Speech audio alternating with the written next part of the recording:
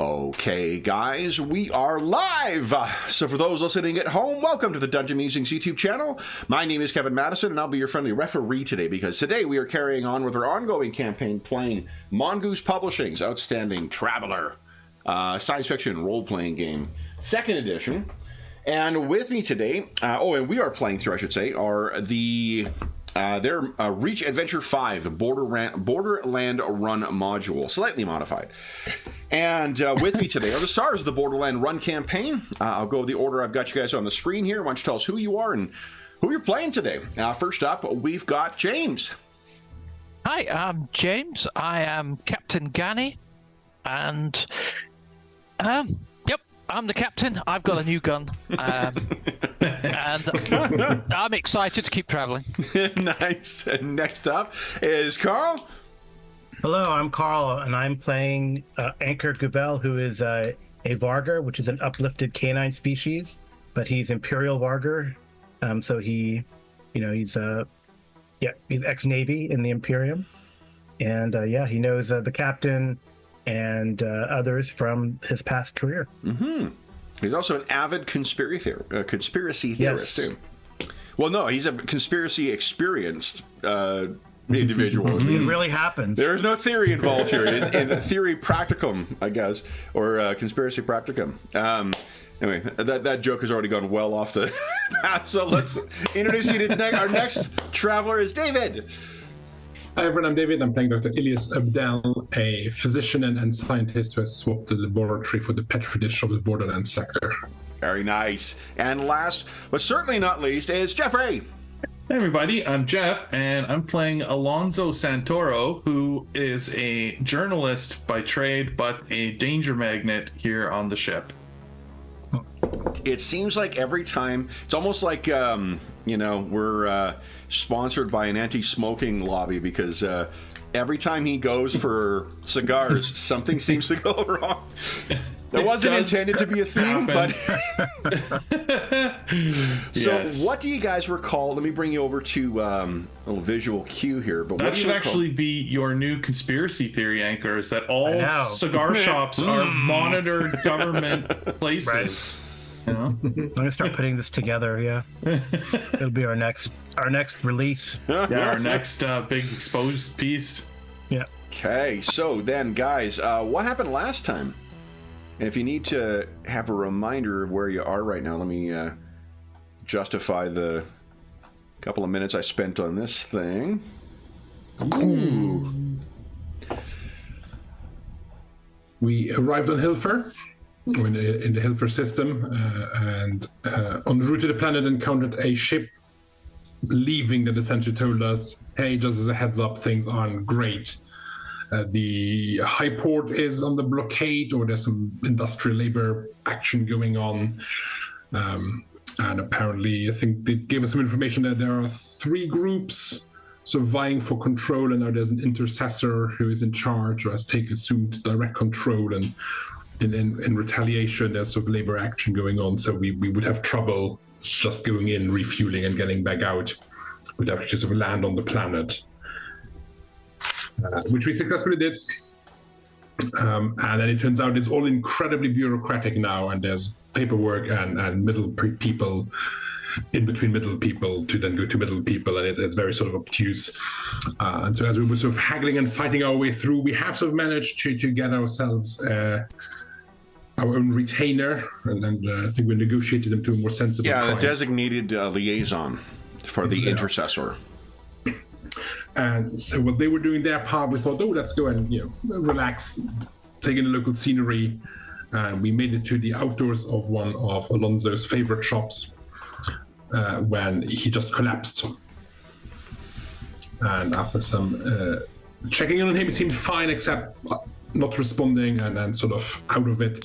So we took him to a nearby medical unit where we realized that he's okay, but he's a psychic, or has some psychic talent, and something attacked that particular part of his brain and knocked him out. So there was a bit of revelation to the group of like, hi, my name is Alonso, I'm a psychic, or however. But thankfully we're all open-minded people, so we didn't have a more traditional Third Imperium response of, burn the witch. And also, I know this is Alonso. He's still the same person we knew before. Yes. And then we had a lot of questions about but how and why and what has happened and who attacked you, or was it predestined? Was it like predetermined or an accident?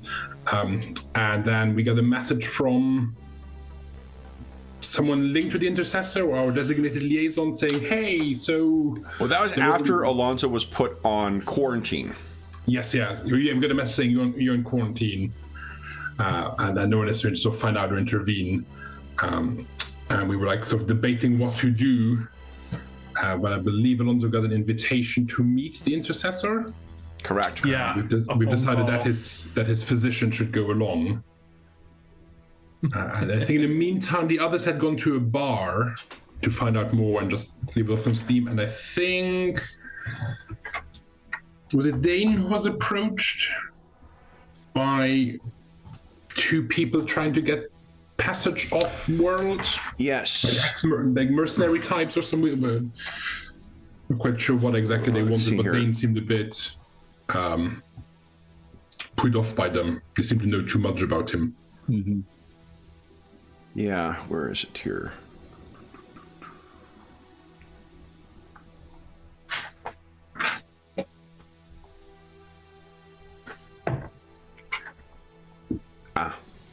So this was the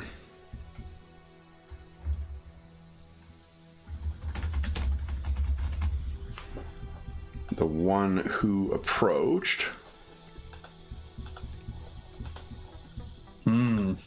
And there did appear to be someone overwatching while he was doing so, though, and that was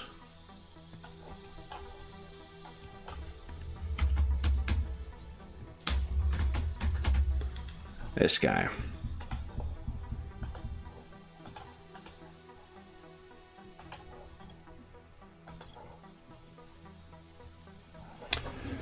It's the sidekick. And they, what they were looking for in a roundabout way was to try and find, or seemingly to try and find a way to get themselves and one other party off planet without going through any of the liaisons associated with the intercessor. And I think, how did you guys respond to that when that proposition was brought back to the table? Literally, in this case. I think it was probably, no thank you, our ship is already full of dangerous, risky passengers. I don't think we said that quite that way. But I thought he kind of didn't say yes or no. I thought. Yeah, he said, "Let me take it back to my crew." Yeah. And then everyone finished their drinks and left. Without making eye contact with the guy. Don't look at them. Don't look at them. They don't see us. Yeah. So that's where we left things, and that was happening contemporaneous with while Dr. Abdel or Dr. Elias and Alonso were having their meeting with our audience, I should say, with the intercessor. So, anything else, guys? David, you did a fantastic job summarizing that. Anything else we missed? Anything else anyone remembers? I mean, I explained to everybody that, like, I don't really have much psychic power or skill with it, and it was, just a latent ability that I never used, basically. So I almost had forgotten about it. Mm-hmm. I think people use that excuse when they, a handgun is found in their carry-on. Yeah. Oh, that AR-15. I did not even know that Glock was in there. Yeah. Well, I mean, to be fair, it's like one of those, little pistols you put in your sock is what Alonso has. Yeah, fair enough. You're not wrong there. All right. Then. Well, I think we speaking of technology and weapons, we know they have advanced drones here that might have anti-psychic abilities, and I think Anchor told us all about the Ghost and how the Ghost might be in orbit, and it's some sort of super advanced ship that's invisible and haunts his dreams, right? As much as Dr. Elias can make out. Yeah, the Jordani are here. That's what we're convinced. Yeah. Yes, that's right. We talked, or Anchor shared a fair bit about the Ghost, the ship that they say the Zodani are sending into the Reach for who knows what. And we also got to have Dane share the tactical debriefs that he had read about the Zodani teleporting assault marines that will arrive on your vessel. For those who aren't familiar with the Traveler universe, teleportation stuff like a transporter from Star Trek doesn't exist really.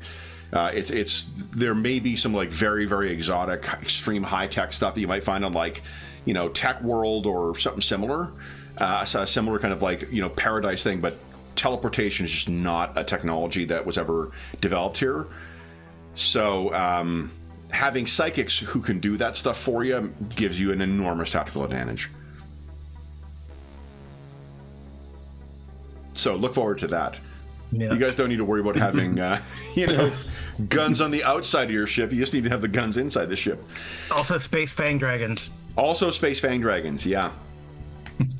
They ride them into battle or something. I remember someone, this is another second, but like in the 90s, someone was bitching about one of the Star Wars galaxies, like the whatever it is, the ones that added all the new worlds and stuff like that. They're like, oh, this thing just adds in space dragons. And I'm like, yeah! The Beast Riders of Onderon. It's who one of the hurt adventures. you? Like, how could you not see them? Yeah, space dragons, man. Come on. Yeah, why are you mad? Seriously. That's awesome. They have space whales now. I mean, come on. Who put fucking whipped cream on my banana split? Jeez. All right. So then, is there anything else? So we I think left our last session with Captain Gani, Dane, and Anchor heading off to find another watering hole away from these two like sources of future trouble. So I think we cut to Dr. Ilias and Alonso. So you will have a little bit of time at the at that clinic, the Goodman Clinic, I think we can call it, because that is sort of who I've now got in my head for that local doctor is what's his name? Oh gosh, is the actor's name again? Who plays Saul Goodman? How can I not? Oh, I love that guy. Bob Odenkirk. Bob Odenkirk. Bob Odenkirk. Thank you. Yes, of course. So he's still running all these tests on himself, trying to figure out why there's a quarantine on you, and that gives you an opportunity to talk about. You'll probably have about an hour or so before you'll be escorted to the Intercessors audience. Anything you guys wish to discuss, or prepare, or strategize for? Yeah, I don't know what we could prepare. I don't know. Do you have any advice, Doctor? About be honest. Do you think if they can know that I have abilities, it's pretty much no point in hiding it, I'm assuming. Yeah, though I would imagine that given the drones they seem to have and everything else, and I would assume that whatever records the good doctor here compiles on his systems might be accessible by the intercessors, so they presumably have whatever data we have. So I would imagine, lying would not be not a good strategy. I love that data security is now foremost in Dr. Epstein's mind. They're everywhere. And I assume if it was a firing squad, they would already be waiting outside and not another sort of friendly-ish invitation to an audience. Mm-hmm. We have to assume that this is a civilized meeting and should approach it as such. Yeah. Okay. Well, then I think that's all there is to prepare. Really, is Are you feeling restored? Are you feeling up to it? Yeah. I mean, I feel okay, right? Yeah, there's not really a lasting. Now that what you've got is, or what you would have is probably a headache that against which all future headaches would pale in comparison. But Dr. Ilias is able to balance that out with whatever medications without making you groggy and whatever. Right. Okay. Yeah, I feel fine. I just am nervous about what's going to be expected of me, or if I'll even make it off this planet. Hopefully they'll see us as no threat, and we'll just be allowed to continue our, fueling up and move on. We really don't have time to accomplish anything here for them, if that's what they're after. Anything else? I think that's it. So then there's Can nothing. we send a message to the others to let them know that we have this audience? Are they aware? Yeah, I think they were here when the phone call arrived. Yeah. So. And Dr. Elias talked himself into going along as the attending physician, I think, and then the rest is elected to go and check them in at the TAS hostel and enjoy some of the local color and wait to hear back from Batu about any opportunities. Oh, Batu was going to look into speculative trade opportunities for you as well. Because since she's getting a percentage, it's definitely in her interest to try and get you as profitable an opportunity as she can. So then, unless there's anything else you wish to do, first thing we'll do is why doesn't everyone give us a D6 roll? Let's see how much luck we're playing with today. All right. Let's forget about our luck. We need it. Yep. I love this luck mechanic. I use it in my game. I use it in my game too. Oh, nice. Except we only have three. We only have 3 players, so it could be anywhere from 3 to 18, which is kind of fun. Yeah. Great. Okay, so you have 10 luck for today. I think last session, I think might have been our first one where we largely didn't use it. You guys ended up with more than half left over, I think. Let's see.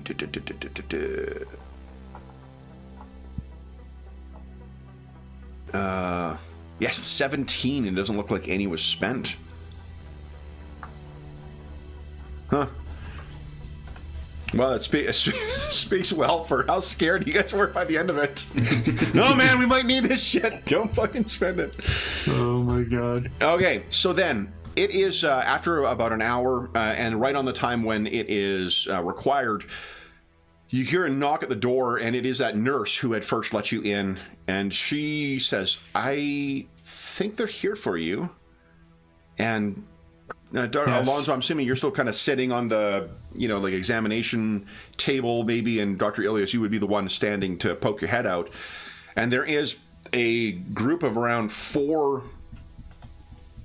guards, soldiers, militia, who look an awful lot like this, who will be guarding. You can see there are 6 of them, and just while they are dressed in a bit of a mishmash of equipment, even at a cursory glance, Dr. Elias, you could see that there is sort of 2 from one group, 2 from another, 2 from another. So it seems that there's... Yeah, you may recall that this planet was under... at present, it's always sort of a balkanized, series of different groups that are vying for control, no central control.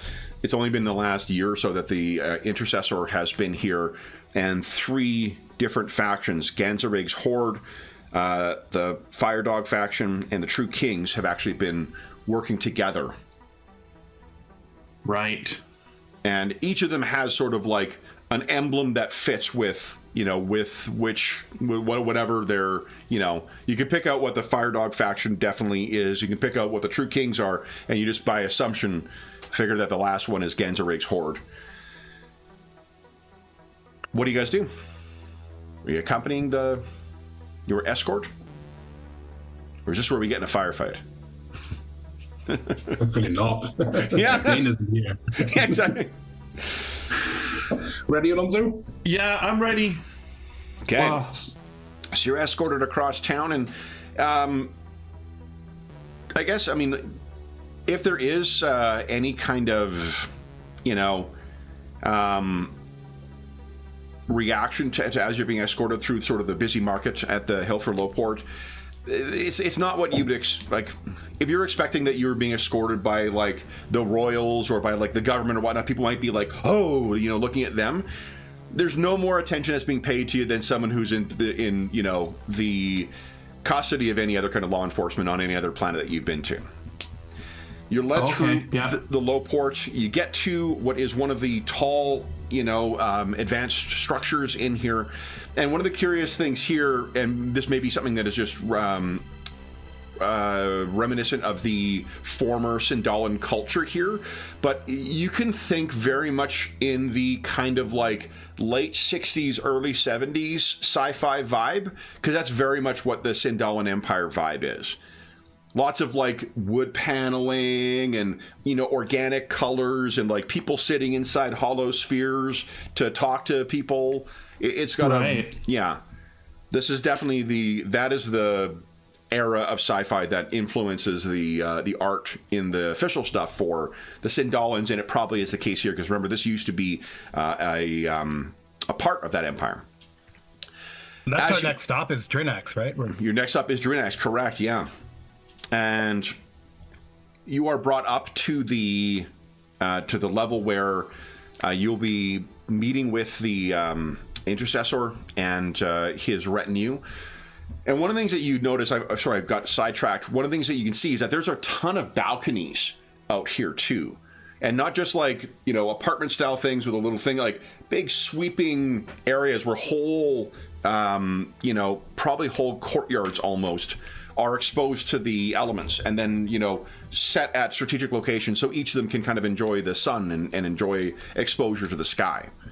Oh, nice. Mm-hmm. You reach the top level and the doors open and you are escorted out. You are led through a room that it's not dark in here, but it feels it because of the brilliant light that's coming through the large open, not patio doors, but the doors leading onto the balcony and massive windows that allow a ton of light coming in. To have so much exposure on a planet that has desert on it too, like they've got to be. This is sort of like the sci-fi version of the Burj Khalifa, where you're way up above and there's tons of glass and lots of exposure to the. What you can appreciate is how much of this planet is desert from this location, because when as you're walking up, you're seeing the tiny. You would have saw this from coming down in orbit to a degree, but there's a different thing when you're exposed to the heat of the desert and the dryness and you're able to take in with your own eyes as opposed to sensors the scope of how far this sprays out. What's in here too is there's a lot of a mixture of traditional ways of kind of keeping cool and whatnot with hanging fabric that is gauzy and kind of diffuses the light a bit, as well as some more advanced versions, like there is some kind of it's not a full shade thing, but something that diffuses the light enough to make it a little more tolerable to be out in the direct sunlight on the balcony. There are quite a few armed people in here. There appears to be, if you're expecting that the courtly retinue would have a lot of like fancy dressed and very rare, fine, cultured people, that is definitely not what you're seeing here. There are at least 3 different kind of factions that are here, and everybody seems to have guns or weapons of some kind. And as you're led through, you can kind of tell where the things are directed, or where the attention is directed in this room. Because as you cross this large hall towards the balcony, there is a woman dressed in a robe, almost completely concealing herself, looking very much. I always hit the fucking turn order when I want to go for the measuring stick now. I don't know if they've moved the thing just enough so I'm like my muscle memory's off here, but she looks sort of like that too, with almost like a very Bene Gesserit kind of vibe, full length, kind of robes.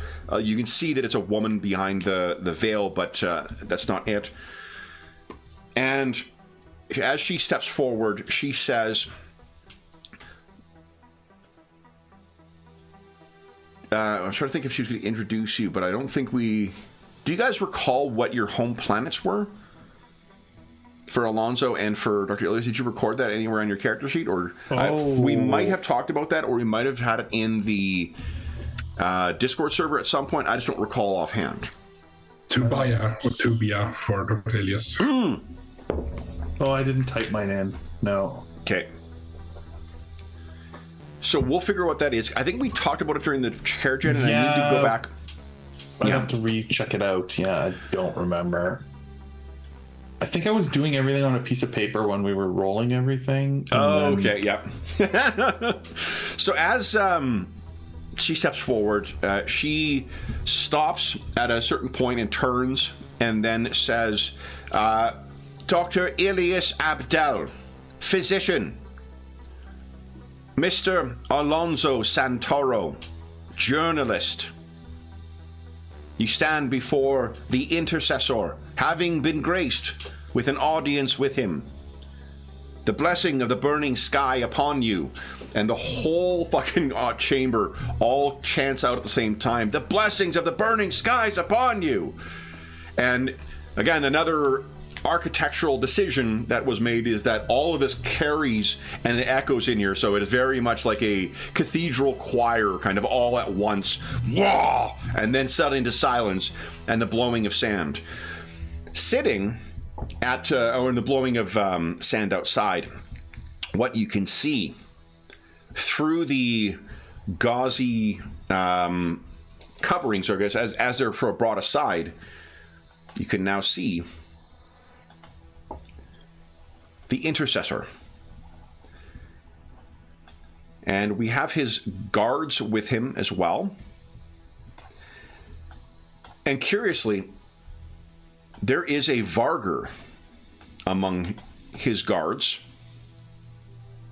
dressed very much like you see in the illustration here.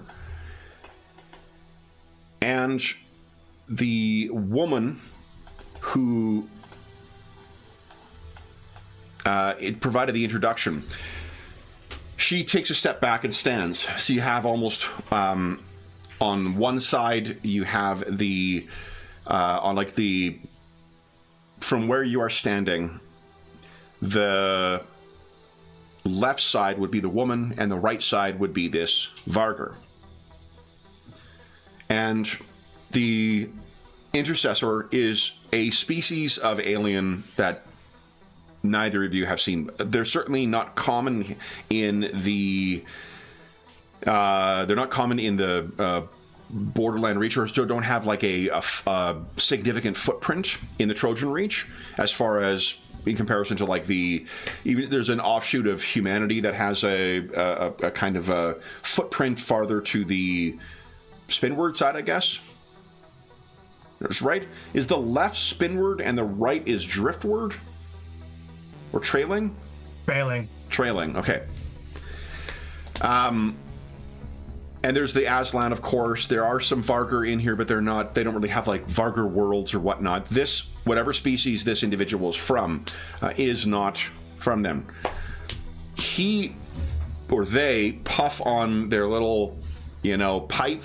They turn, and in kind of like a, brachiosaur kind of way, their neck bends way down as they bow their head towards you and back up again, and say in a strangely accented Galanglic, "Welcome. You may be at ease." Thank you. Our pleasure. Let's see here. Alonso, would you give us, let's see here. I think it's, is it history I'm looking for here? It's a lore or a, not lore, what do they call it in this game? Science. Knowledge? Oh. Science. Yeah. Science. Have science?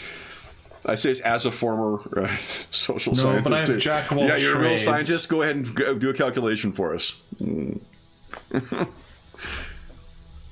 have nothing in that? No, I have jack of all trades. That's it. Yeah. Give us a jack of all trades at -2 then. Oh, Look so at it's that. a 6. Pretty good. Okay, so 6. So do you want to spend 2 luck to bump that up? That'll be a success then. What do you think, guys? Yeah, let's use it. Yeah. For it. Okay, sure. Let's get the information. So this is your playing into your interest in old Earth, like old Soleimani kind of history things. But, you know, among a certain geopolitical or ethnic group, the left side was considered the sinister.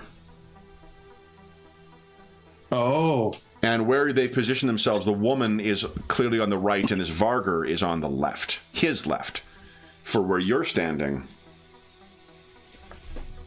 Okay, yeah. So the woman says, provide your introductions. Hey, we got Dane. Oh, awesome. We might need that rescue. Thanks.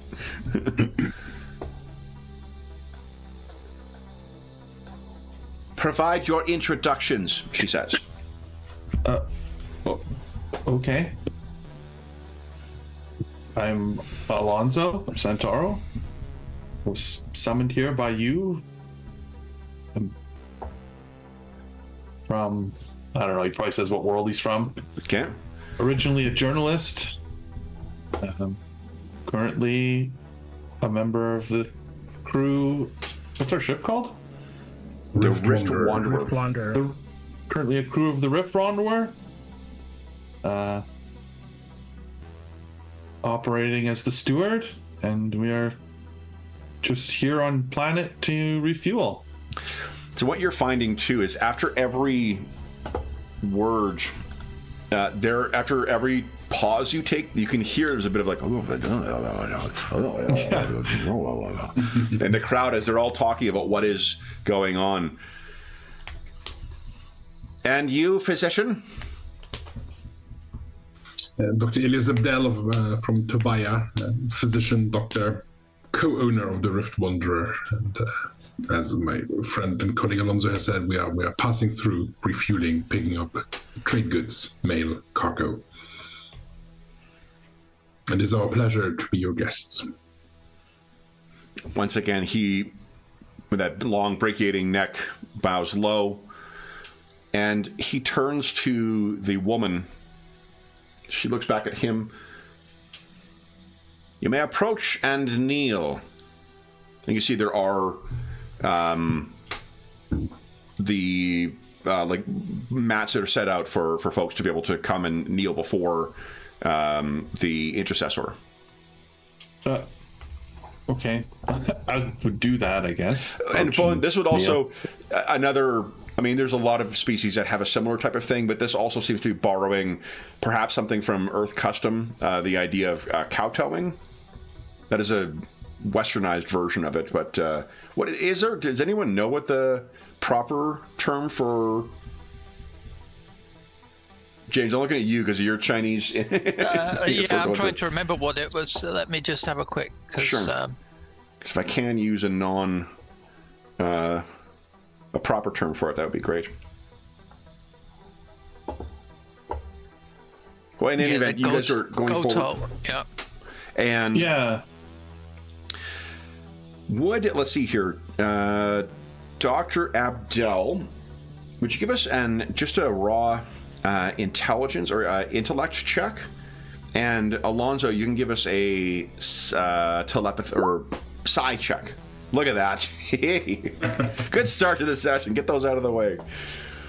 You know, check. Starfinder Friday started with a whole bunch of nat 20s and then just went to dog shit afterwards, so perhaps the reverse will be good this time. This roll? Okay. We see Graham, by the way. Nice. Okay. That's actually, I mean, no, that's actually not that great. That's not for you. That's pretty... I just gave you a fucking silver star in your homework. Oh, good effort. Good effort, Alonso. Oh, God. So what you can feel, Alonso, just... It's not pain. The last time you felt something like this was when you first became aware of your psychic gift. as if you felt just the slightest passing contact of psychic connection. Right. Oh. Do you try and hide the... I imagine you're kind of like, what No, I'm not trying to hide it. Yes, you sort of recoil back. Yeah. And you hear two voices as one in your mind. And one language seems to be something you don't speak, but you understand it. And then overlapped with that is a human woman. Oh. Be still. Be not alarmed. What do you do? Oh. I probably don't do. Okay. Would say that. I think okay. Yeah. In my head. Yeah. Like not say it out loud, but yeah. Okay. So you collect yourself, and yeah. Then the Vargur seems to turn to look at the woman, and she looks over, nods. The intercessor will meet with these off-worlders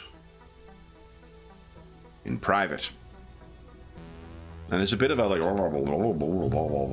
kind of murmuring within the court, but it seems as if because everyone is being kicked out, no one of the three factions seems to take issue with this. So they all slowly begin filing out, leaving only the woman, the Vargur, and the intercessor as your audience. The Vargur is armed, as you see there. There's like a very, like a high-tech version of like a Giselle, I think it's called, rifle. Okay. Yeah. Once all of them have gone, so Dr. Abdel, you have no context for us whatsoever. There's just, so they leave, and as soon as they are gone, the intercessor turns and looks at you, Dr. Elias. Am I correct? I would speak more slowly, I think, and more deliberately. Am I correct? You have no telepathic abilities. Yes.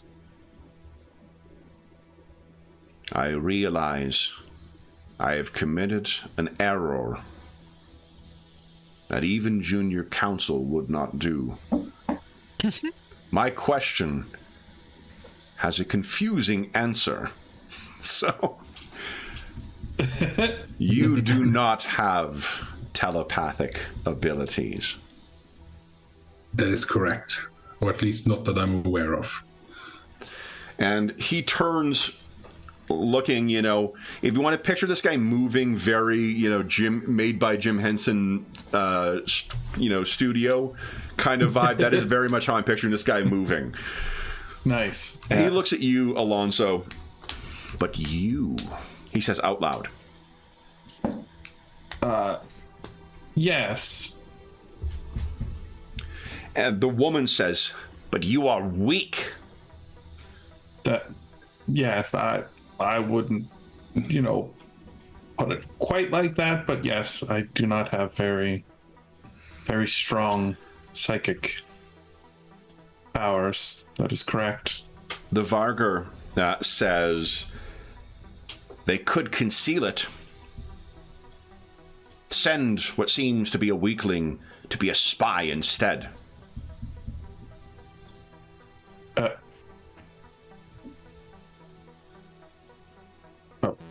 A spy for what?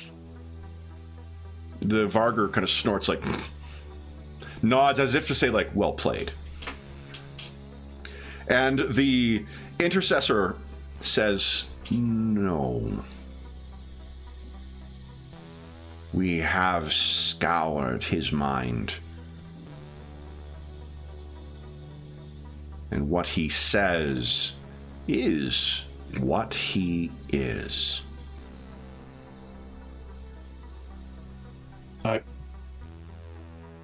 We come here with no ill intentions.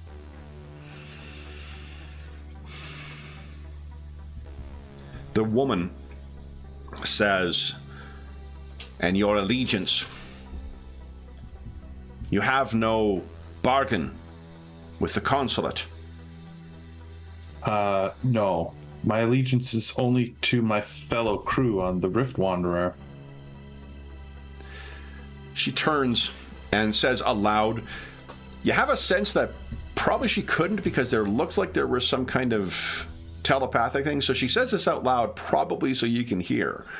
He is simply a weakling, an untrained, an accident. Well,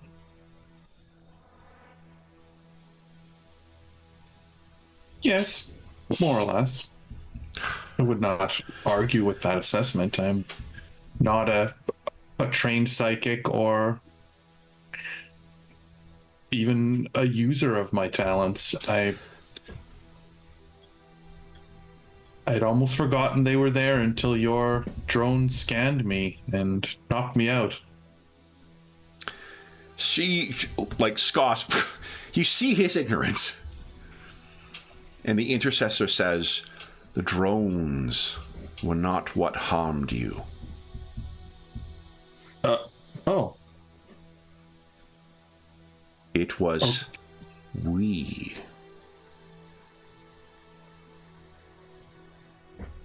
Oh, I see. Yes, of course. Makes sense. The woman scoffs again. A journalist, an investigative one who needs to be led to a conclusion. She shakes her head in disgust. We didn't come here to investigate your people. I was not working. I was only here to buy some cigars from your shop for my leisure during the rest of our voyage. And where is your voyage taking you? I believe we are headed on to Drinax from here. I see that. Drinax is... And he considers the word a feint, a deception. It is not your ultimate destination. No, it is not. You have secrets on board.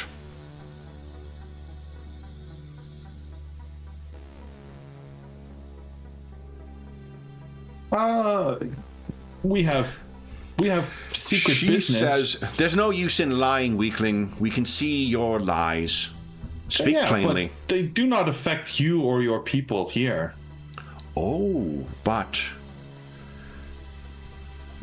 we, from our position, see Imperium vessels traveling, armed Imperial vessels.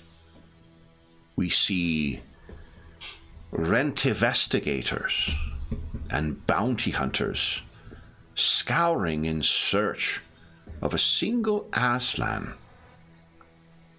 And we see machinations in the courts of the Aslan. The world is moving, and your secret seems to be of interest to those putting things in motion.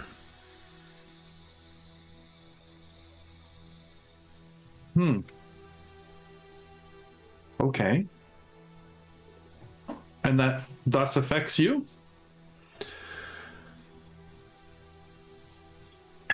When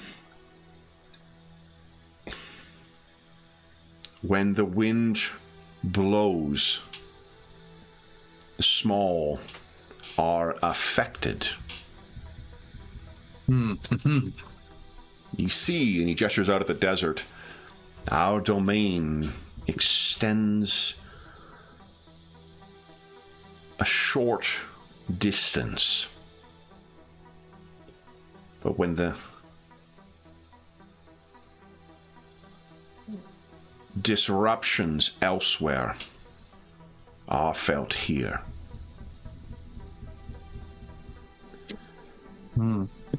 What is your intention?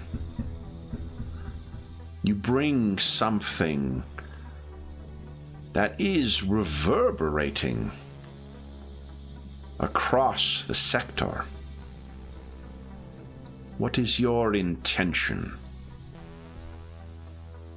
Well, to be truthful, it was simply profit. We had not intended on bringing disruption to the sector. But we see now that you understand your cargo will have an impact on what is to come. Yes, we have learned this.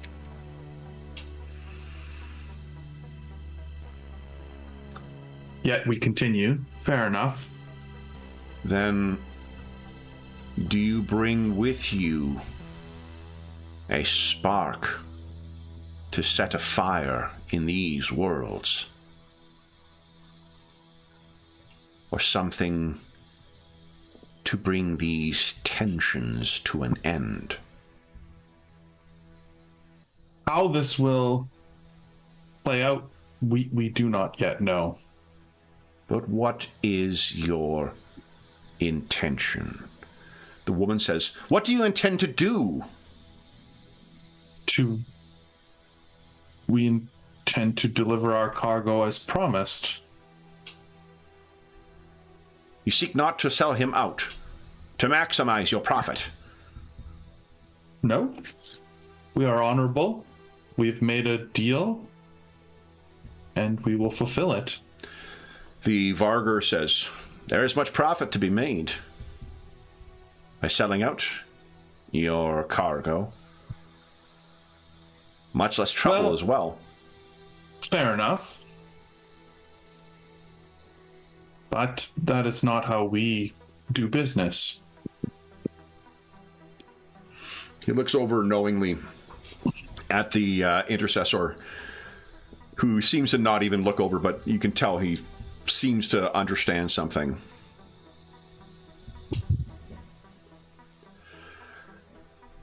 We brought you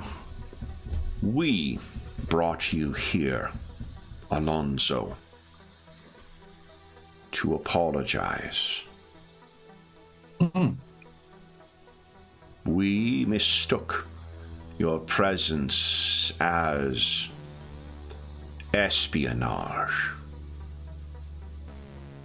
Fair enough. I could see how that could happen.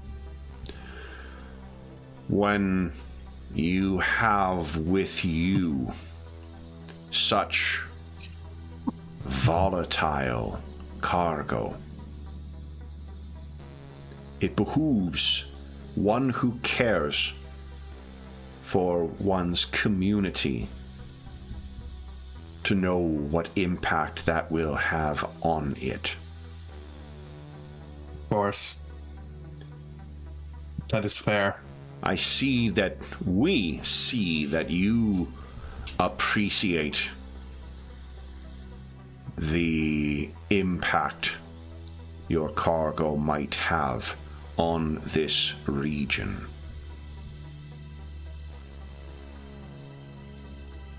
Yes, we have recently come to understand this.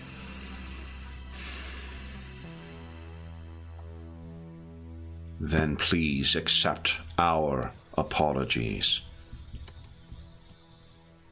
One acting as a malign influence here could cause great turmoil and unrest here.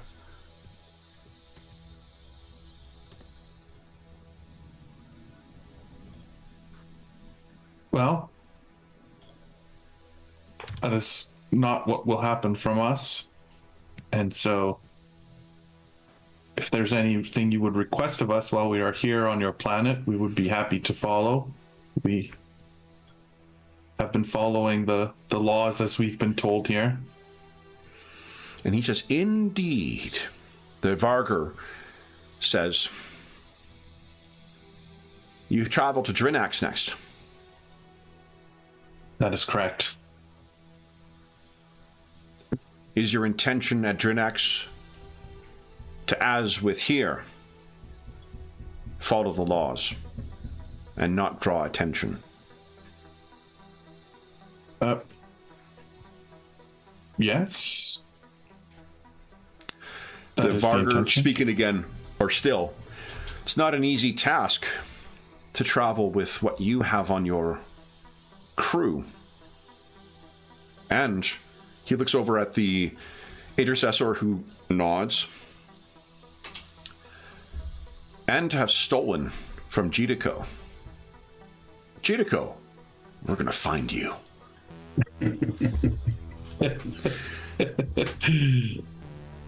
You have an individual who might have influence over this sector, and you have stolen from the most influential corporation in this sector without any being aware that you are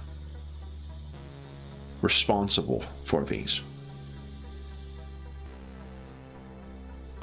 I guess that would be the case. Then, from one rogue to another, I congratulate you. And you can hear the woman say, "Kah."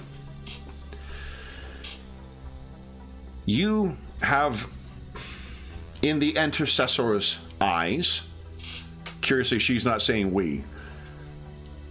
Right. In the intercessor's eyes, you have proven yourself both capable of achieving tasks and for utmost discretion. If the intercessor were to engage you for a task, would you do so with equal discretion and capability?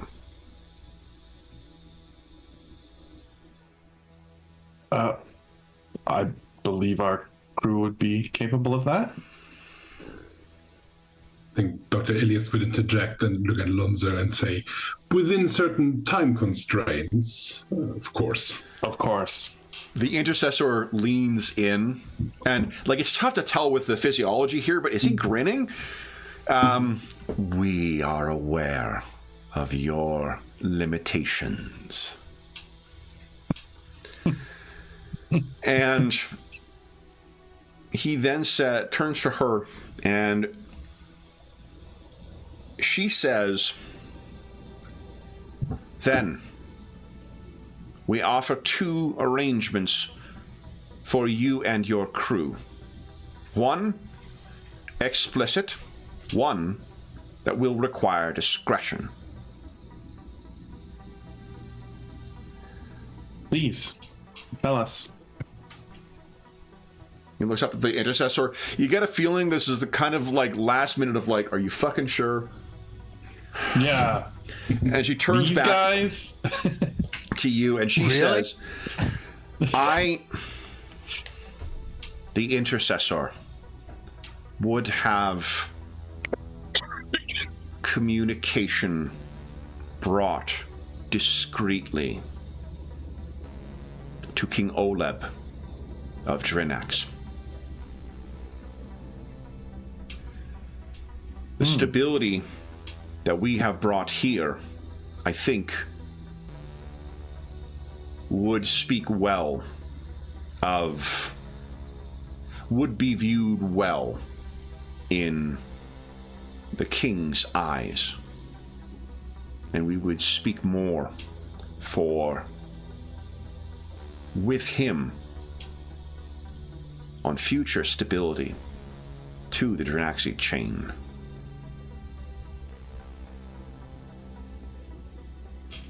And it's sort of reeling in your mind, Alonso, of like, what is he talking about? And you've heard the people talk about King Oleb is the king of Drinax. Drinax is the last vestige of the Sindalan Empire, a catastrophically advanced flying city full of miracles, but moldering ones, because the empire that supported it has utterly and completely collapsed. The building you're standing in is a remnant of that Sindalan Empire. Right. And that is the discreet delivery. For that, we would compensate. And she looks up at the intercessor. He nods again. And for the first time, you see her look over at the Vargur, like, are you sure? And the Vargur says, 30,000 credits to deliver the message and ensure that King Oleb heard it in confidence.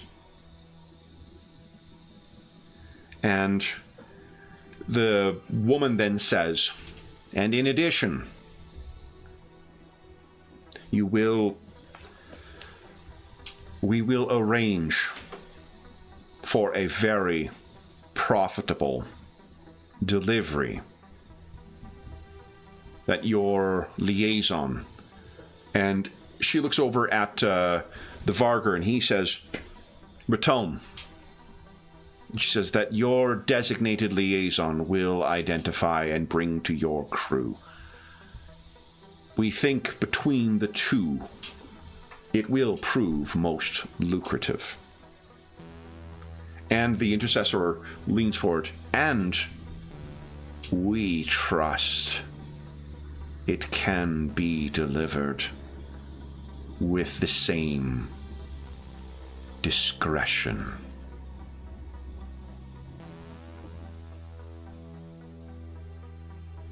Okay. The woman then immediately interrupts. She says, we see your mind. We know you need to discuss this with your crew. Yes, I cannot just speak for everyone. The Vargur then speaks. Bring it to your crew. See what they say. But, and his eyes narrow just a bit, and you maybe it's your mind playing tricks, but you think that there's a little bit of a snarl that's showing up, perhaps just an inadvertent or perhaps an advertent, legacy of his canine heritage. Be mindful. The intercessor's eyes and ears are everywhere.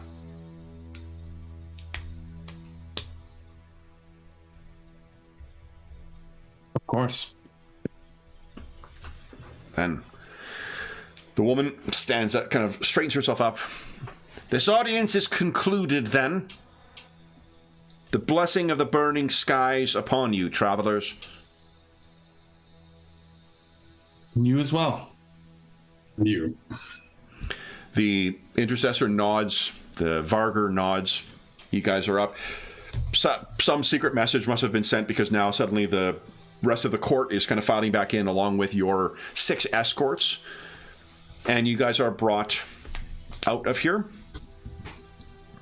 And as you're leaving, both Alonso and Dr. Ilias, this is the first time you're hearing it, Dr. Ilias, but it's that same overlapping alien language that you certainly do not speak, but you're somehow understanding, overlapped with a woman's voice that you can clearly understand in Galanglic. And they say, thank you for your time and your audience. This, Dr. Ilias, is this the first time you've experienced any kind of telepathic? Possibly, yeah, would imagine so. Okay, so yeah, it's very unusual. So after you guys are brought down the elevator, you're out, and you're basically escorted to the doors leading out from this building and then back out onto the street, and then you once again are left to the wilds of the Hilfer Lowport. I think I alternately say Lowport and Downport throughout any given session. So, but then they turn and make their way back in, leaving you guys on your own with the crowds kind of milling around outside.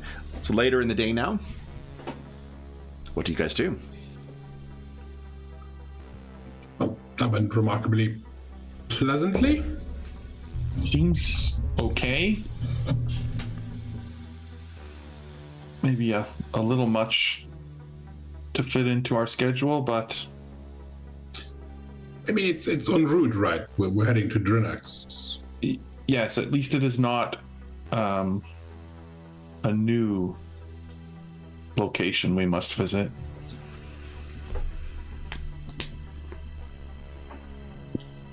And I have to say, I've always wanted to go to Drinax. I mean, I'm not familiar with how easy it might be to get an audience with the king to deliver the message. Yeah, it might be worth looking into what King Oleb is like. And his, of course, proper moniker. Yeah. I was watching, the first time I was exposed to Brian Blessed is the Kevin Costner Robin Hood, Prince of Thieves, because he has a very brief role as his father at the beginning of it. And from that fucking 10-minute scene with him in it, I was like, this guy is amazing. And I've never forgotten his God and King Richard is so fucking great. So King Oleb the 16th, King of Drinax, Dragon Emperor of Sindal in exile, Lord Admiral of the Star Guard, protector of, as he puts it, the Watsit and Duke of the other thing. That is King Oleb. Quite the character. So, what you guys get a message, I guess there's probably one of your colleagues has messaged you to tell you that they're not going to be at the first, they've checked in, they've left the one bar and they've gone to some other watering hole. Right. I guess we better find them. Let them know what we have heard. So we'll skip the sort of text message coordinating. Yeah. And have you guys arrive back up at a place that is more, I'm picturing kind of like not a beer pavilion, but almost like a beer patio, but it's got heaters outside because of the plunging temperatures as the day goes down. And you guys are being served here, and there's a collection of, travelers and whatnot too. So you're going to have plenty of opportunity to explore, to talk to one another, to have time outside while still being comfortable. It's not the first choice of it, but it does seem like there are some relatively limited, options here. Dr. Ilias and Alonso, would you each give us a recon roll too, please? Everyone's favorite skill. Hey.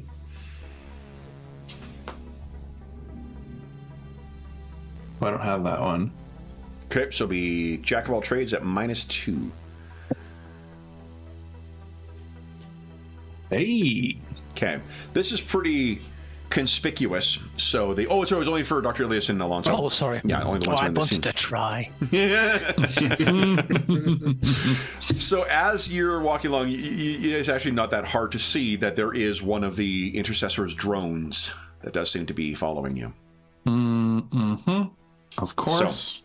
So, as you guys make your way over, so Captain, you know what? Here, Captain Ganny, here's what I'm assuming, is that your recon roll was to see if the two nosy Parkers that spoke to Dane, the prospective passengers, whether they were following, and you are confident that you did not. They did not seem to follow you outside of the bar. So you guys are you're sitting at it's one of these places that has used other existing, maybe a shipping crate or something like that, welded something on top to make the table, calls it, a local feel kind of thing. And you're sitting on these, metal prefab chairs outside enjoying your drinks. You see Dr. Ilias and Alonso come into the pavilion as well. This is much faster than what I'm not sure how long you were expecting them to be away. This is much faster of an audience than what you had expected, I suspect. Yeah. We're drinking. We don't care. Gentlemen, How, guys? How is it our fucking mid-session break already? I know. It's Oh crazy. my god! So let's take our That mid-session makes break. no sense. Fake 5 minutes, then we'll come back and we'll carry on. Holy smokes! So for those listening at home, we'll be back in about 5 minutes.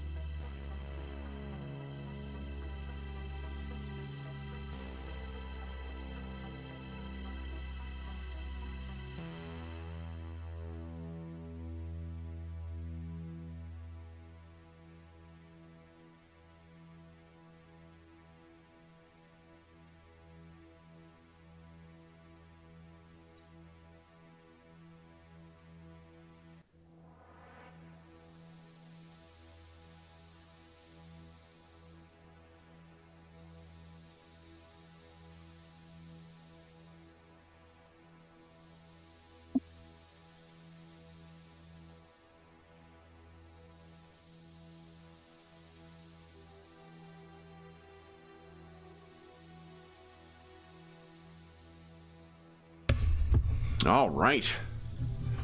Hey, Okay, everybody in chat. Can you put in chat the name of the king? Oh, King Olab. Yes, and of the course. message? Yeah, just so absolutely. I just want to make sure I say it right to the party. King Olab. King Olab. And what was their specific message? Well, they haven't actually given the message. They're going to be... Oh, right. Only if we agree to it. Yeah, exactly. But it was for 30,000 credits. 30,000 credits to deliver the message. Yeah. And then also they are going to arrange for very favorable terms on speculative trade to Drinax. Batu had indicated she was going to, like, normally what you guys do is get, like, bulk cargo or mail. And what the intercessor said, that, or at least the woman who with him, she said that they would find a very favorable terms for speculative trade for you. Right. Something that is worth, yeah. So we would also make more money with the trade. Exactly. Okay. Yeah. Perfect. Yeah. What is your operating capital right now, or your free capital, Dean? We're currently operating on 1,176,143 credits. Oh, you're sitting on a sweet amount of money there. I didn't check beforehand, so actually you may be able to make an even tidier profit on this than I expected. I thought you guys only had like 50 grand or in that range, a couple 100,000 to be able to invest, but yeah, we purchased jump to collapsible fuel tanks. They only take up 0.41 tons when collapsed, so they fold up well. And we haven't yet got a packet to Drinax from Hilfer. How much? How many million do you have available? 1.176. Okay. So then the question is, do you think... Oh, let's see here. Plus some toys, which we gained. Yeah.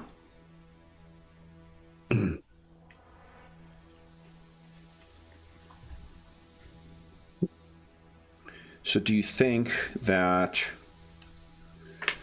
Double check the cost here. I mean, we could actually afford a weapon. Yeah, we could actually afford weapons now, right? Yeah. We could put in a, we could afford a double turret. Comfortably we could afford a single turret with a beam laser. So there are two things that there's three options, I think, that are going to be presented to you. One of which is going to be a more modest bit of speculative trade, one's a little more aggressive, and one's going to be a pretty expensive but potentially extremely lucrative one. So, but we'll talk about that once we get everyone. Captain Ganny, are you back and is the camera's off, or? You sort of... just tradition, tradition. Yeah, absolutely. It's almost like toasting Mo for when someone mutes themselves and forgets to unmute. So here we go to Mo. All right. Then, so we'll talk about that in a second, though. Now that everyone is back, let's get back into the scene. So you guys are joining Dane, Captain Ganny, and Anchor are all enjoying some beverages out in the area here. This seems to be this is a mid-scuzzy kind of place. There are definitely some more respectable types that are here. It looks like there are some locals who are enjoying a drink in the kind of the pavilion as well. Not the typical watering hole, because didn't you guys talk about you were supposed to meet up at this other seedy place that you guys had eyed out before. So I don't know what happened there, but there's probably a story. What happens next, though, guys? You guys come up, you join. There are enough, you either have enough chairs or you grab a chair from another table and sit down. What happens next? Well, gentlemen, there is news. We've been we've met with them. It would seem that the intercessor here is a psychic being, and they had mistaken me as a spy. Let me just ask you this, Alonso. Do you think that is common knowledge? No, not at all. It's now. Oh, like I wouldn't tell the crew, you think? No, I was wondering if you would take more caution speaking in a public area. Oh, I see what you mean. Yeah, okay, fair enough. Let's back us up. We'll back it up, and perhaps let's let our we're in a resident bar. conspiracy theorist weigh in on this. But what do you think the world might react to when there is an unprecedented alliance between 3 different contesting factions that seem to have this alien as a linchpin between all of them? What do you think will happen to that if it gets out that the alien actually happens to be psychic? Right. They're gonna bring the what's it called? The not interdiction. Whatever they call it in Warhammer, where they come and they blow up a planet. That's what they're doing. Yeah. Exterminatus. Exterminatus. There you go. Right, okay, fair enough. Well, yeah. they're extra imperial, but Yeah, they are, like, it's more, other people probably don't give a shit about it, but I guess what I would probably say then is we probably should speak on the ship, considering that's you have discussion here, like there is the intercessor's drone that is definitely looking down on you once again, but so long as you lean in, you're going to be able to talk in whisper confidence. tones. Yeah, okay, fair enough. It just is not the kind of thing you want to be bandying about, like as the waitress is walking up. You know, the alien who runs this fucking place is like, oh no, I'm not ready to order just yet. Sorry, honey. Right. No, yeah, probably more what you would say then is more along the lines of shares some gifts that are the same as me. Something like that, like only if you knew then that Alonso had these. Right. oh, he's a gifted writer. Yeah, of course. A very gifted writer. And so they had mistaken me as someone here possibly doing espionage work, and I guess when they scanned my mind, they were able to see that our ship contains, let's just say, secrets, and thus were concerned. But after speaking with them and learning of our true intentions, they have instead decided that they would offer us a deal, and they believe that our crew has the discretion that they require, and they would, when they heard we were headed to Drinax, they offered if we could parlay a message to the King Oleb, they would be willing to compensate us 30,000 credits, as well as to help us find a trade that would be very profitable for us to bring along to Drinax for our trouble. Does anyone know anything of the king? I have a bad feeling about this. Well, I think the alternative would be they could probably make us stay here. They didn't outright threaten us, but Well, very polite. Well, except for the woman who kept on belittling your talents. she Alonso, yes. she was rather rude, I must say. She wasn't impressed with me, and I certainly didn't want to backtalk her. So Overall, it was a very friendly audience. They were apologetic for any misunderstandings. We had some quasi-philosophical discussions about change and chaos and headwinds, and then they let us go to discuss this business offering with you. yes, they did allude to the fact that we are already carrying about political change here to the region by completing our mission, hinting at maybe the fact that we would be willing to take on something like this.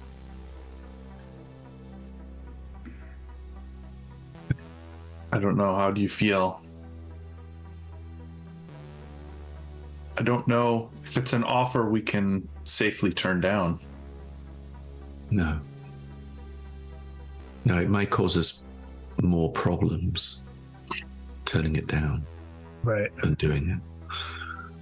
We've also, I think, indirected, if there was maybe a threat in there somewhere, or they've indicated that we might have something in our possession that belongs to the most powerful corporation in the known universe. Gidico, he's speaking about us. Well, I mean, That if we wouldn't do this, such knowledge might be spread to the right people in the right places and would make our lives harder. well, possession seems inaccurate. We liberated a sentient being Yes. from torture. Oh, no, absolutely, but I don't think that's how the corporation in question would necessarily see it. Yes, this is true.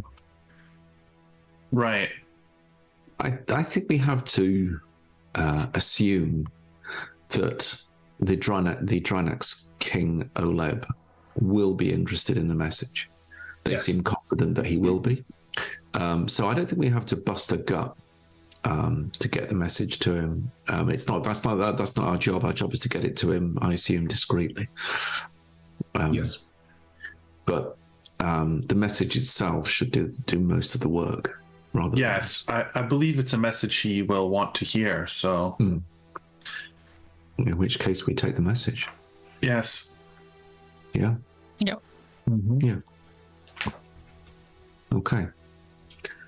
And maybe this could, as we're gaining more and more money, maybe liquid cash that we can spend.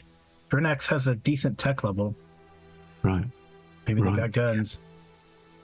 Very That's good, good. in fact. We're just on the edge of speculative trade. I mean, there are a few speculative trade cargoes that we could take. Well, they said they give us a good deal, right? Or potentially a good deal. it would need to be a pretty good deal, depending on what the particular cargo is.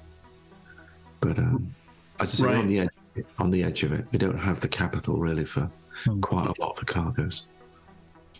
I think the idea is, Captain, you have to act surprised and pleased when our designated liaison gets in touch. My understanding is this will be a sort of, they will find the right thing in the right place. It won't be direct. Right. It's a gift from the intercessor. It'll be, so we have to act surprised at how generous and how good she is at her job. I will be genuinely surprised.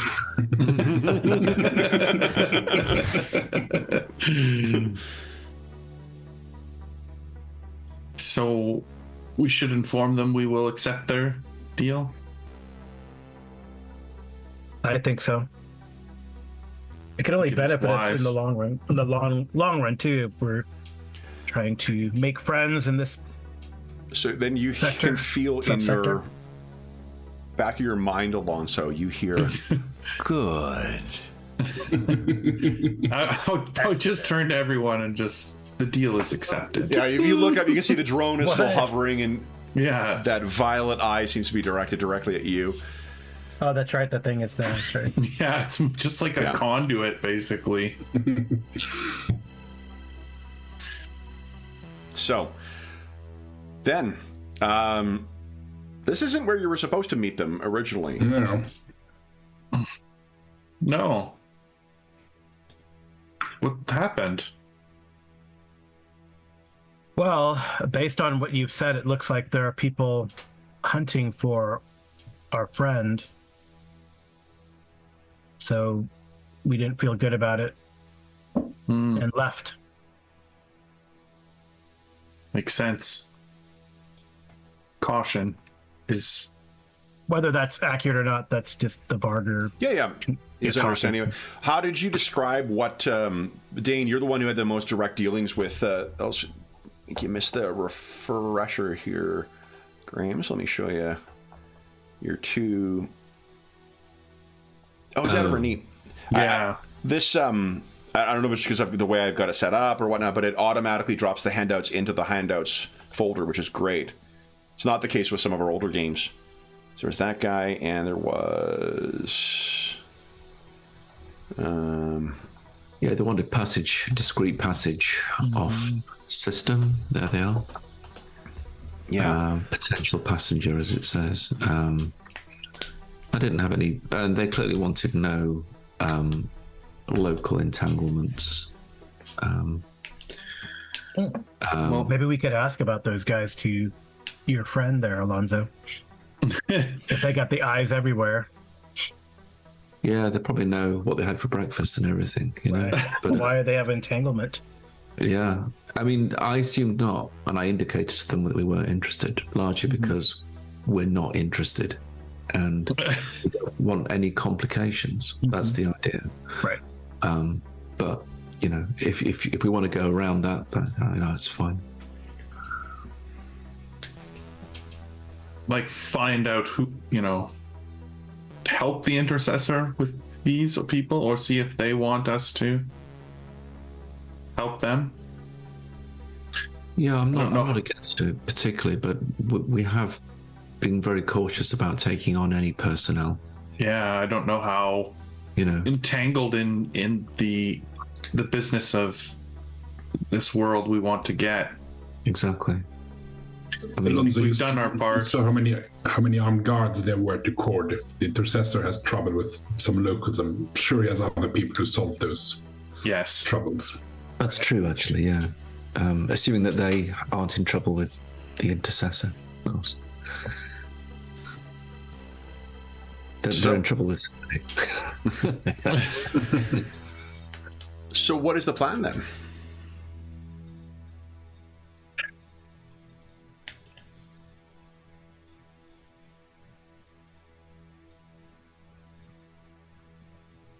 My vote is to take the message, Yeah, we can go. see what the deal is, make a safe trade run to Drenax.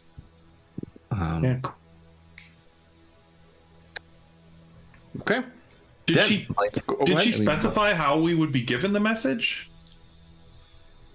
Like is it a written thing? Is it a verbal thing? Is it a Did not specify. Okay, yeah. Yeah. You guys will need clearance in order to leave the low port anyway, so it's Right. likely, you know. I guess I kind of assumed they would deliver the mess, you know, send a messenger or what to us to either hand it off or I don't like leaving people behind. It's just instinct. I just don't like leaving people behind. like You the know, potential passengers. Those two. I mean, there could be some sort of terrorists of some description. I mean, I don't know what they're doing, but That's why we find out, right? maybe we could before we go make some inquiries, see if we can discreetly find out what their deal is.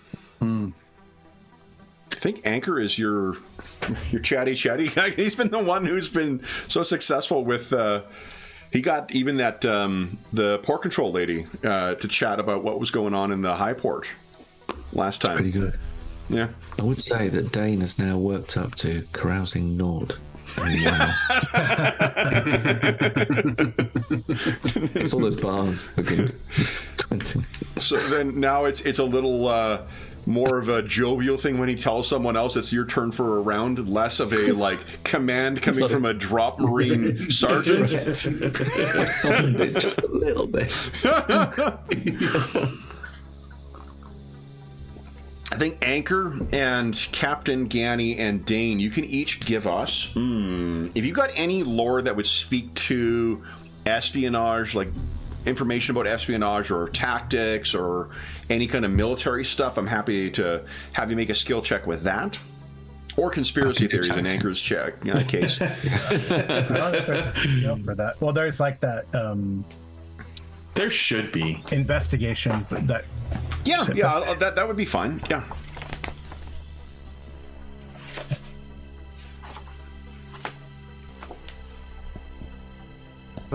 Oosh. Okay, so Anchor is only about 2 off.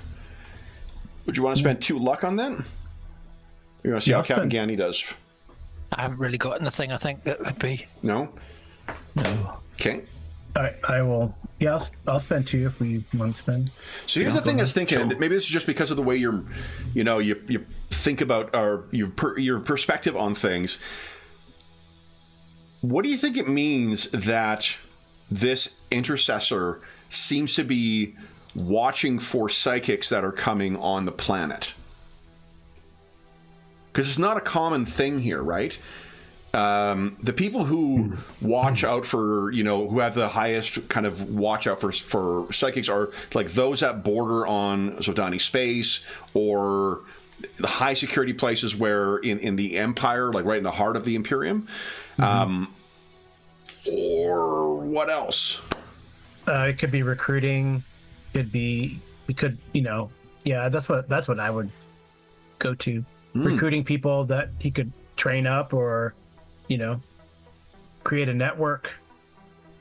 Right. They seem concerned about spies, and they mentioned something called the consulate. Oh, so maybe he is sort of hiding from the Jordani too. That is the Danny, right? The consulate. The consulate is called. Yeah. And Wow. for their psionics. I mean, if people with any gift of a certain variety are hunted, and this is someone, a being with a great amount of that could be a reason enough to be hiding out here.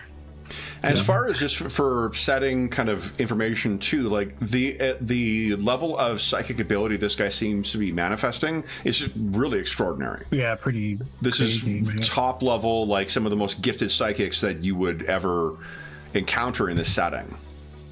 Right. Absolutely. Yeah. Yeah. So he's either running or hiding or trying to set something up, form them against them. Yeah. I mean, if he thought you were a spy, but he also didn't, he wasn't overtly hostile, really, right? No. What else seemed to interest him from what you guys were talking about?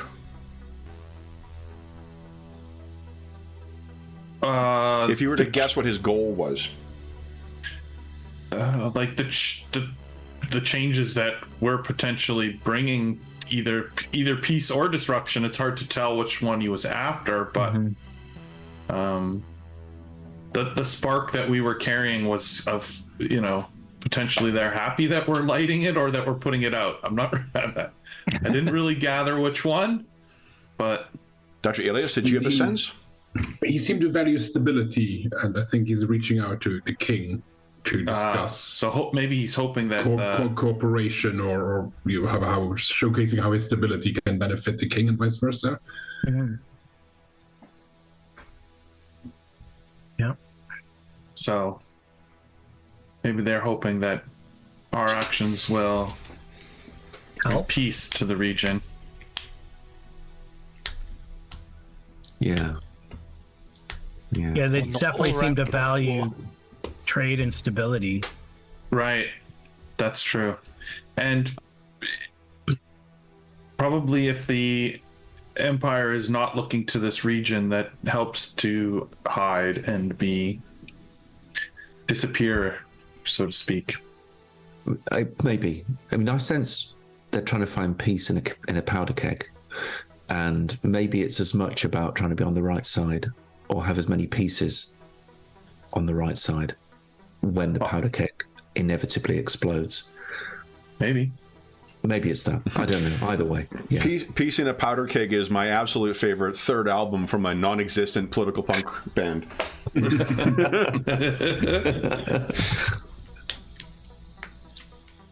So, then, anything else you guys wish to talk about at your evening here? Or there was some thought about those two, the Vargur and the human who were looking to get off planet. How would you want to look into more on that? Could ask the intercessor about them, I think. Or see if they know them, or... Is the drone still nearby? The drone is still monitoring you, yeah, but I don't know if I mean, I'm assuming our conversation is already as monitored as it would be then. So yeah, and there's been no contact. There's been no. After sort of the deal was accepted, it's gone quiet. Yeah, I mean, my way of approaching these two would be to go back to them and order them to tell me exactly what they're doing and what they need to do, and I'll make a judgment based on what they tell me. It is exactly the wrong approach, and it's all I've got. That's just how I operate. But I can do that, but it's not going to guarantee us. Right. If someone was I'm spitting on picturing him street- saying all this sinister shit while just casually having a beer. Yeah. Yeah. Actually, these cream buns are really nice.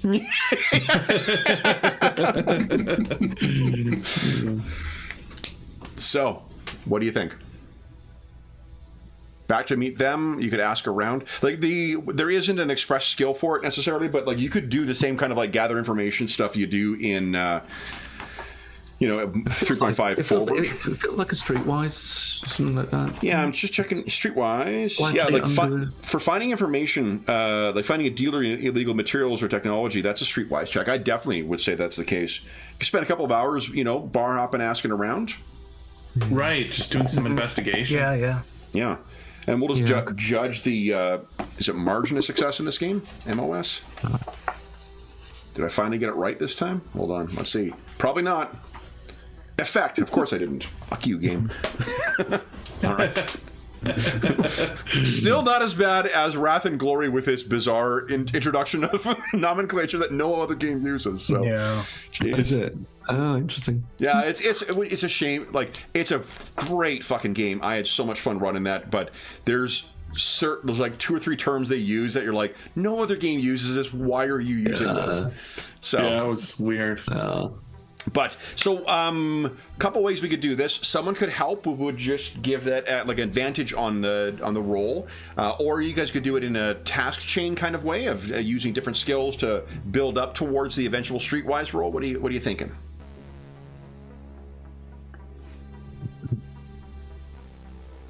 You could ask around. Maybe that.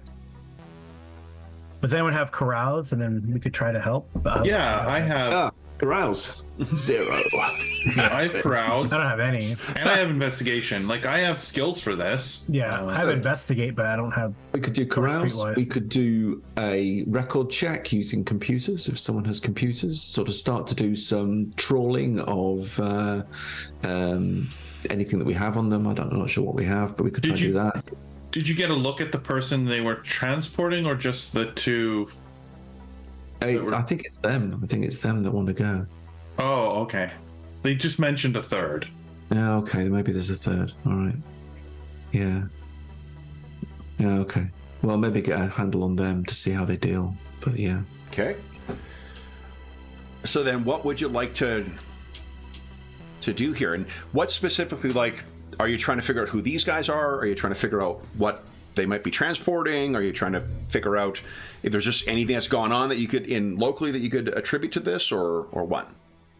What's your thought? Find out any or all of those too, because you guys have multiple. any of roles you all can make. those. What sort of business are they? Who do they tend to operate with? What sort of transactions are they doing? Okay. Do they have leanings? Does that betray leanings? So kind of then thing? the Streetwise would probably give you a sense of what their impression here is like, whereas electronics computers would probably give you a sense of like where they've traveled or some other information that might be on their like TAS register. You could sneak around as well. Someone could shadow them and try and figure out where they're going. They, again, like we said, teleportation absent powerful psychics is not a thing in this setting, so whoever they're trying to transport must be somewhere. Yeah, I'm pretty open to how you guys choose to approach this, and we'll just link whatever information you're trying to get to sort of what the approach is. So anyone feeling up to hacking the TAS registry?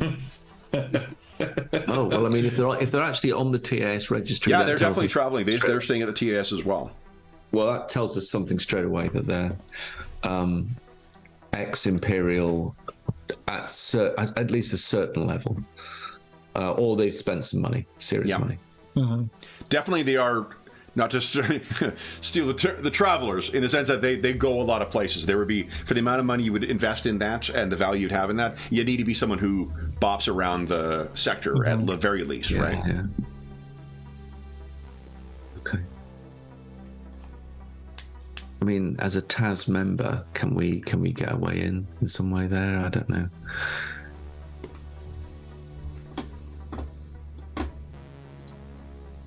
Yeah. Who's good at computers? I'm good at computers. I'm good at all the things we need here, actually. Hey. Hold on. I need to make some changes to the adventure. We need to only do things you guys are terrible at. Yeah.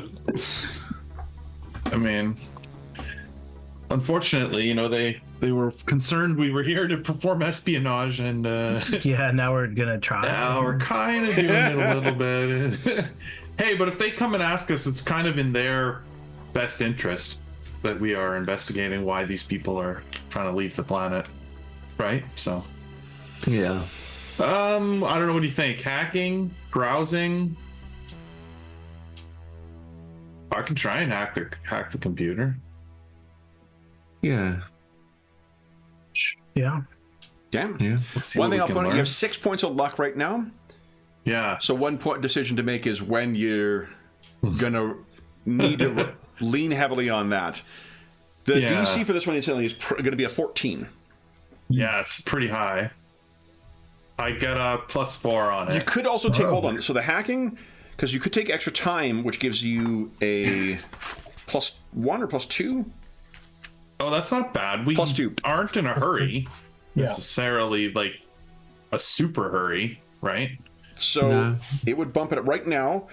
Hacking into a secure computer network is 14, takes 1d6 times 10 hours.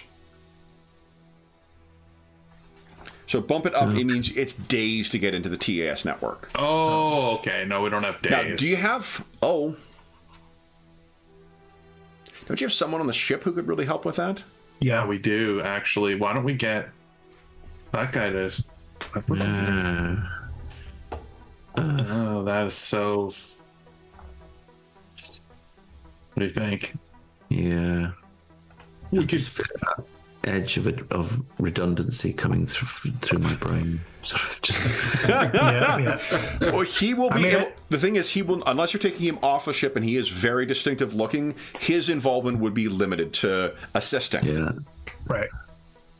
I mean, that's a good idea. And then, I mean, I can go around and start asking questions about these guys, sort of in a, investigative type of way. Someone could try to carouse and ask in a fun, let me buy you drinks kind of way. Yeah, I could And try we'll see that. what we could come up with. Try that. I'm sure I can do that now. Hello, stranger. I mean, it could, if we ask Jesus. too many questions, it could lead to Yeah. issues, but, Okay, who would like to start first then? When did you last polish your boots? I say, as a way in. You know what you could do, Dane, is if you wish to give us a... oh boy. You could give us a recon check.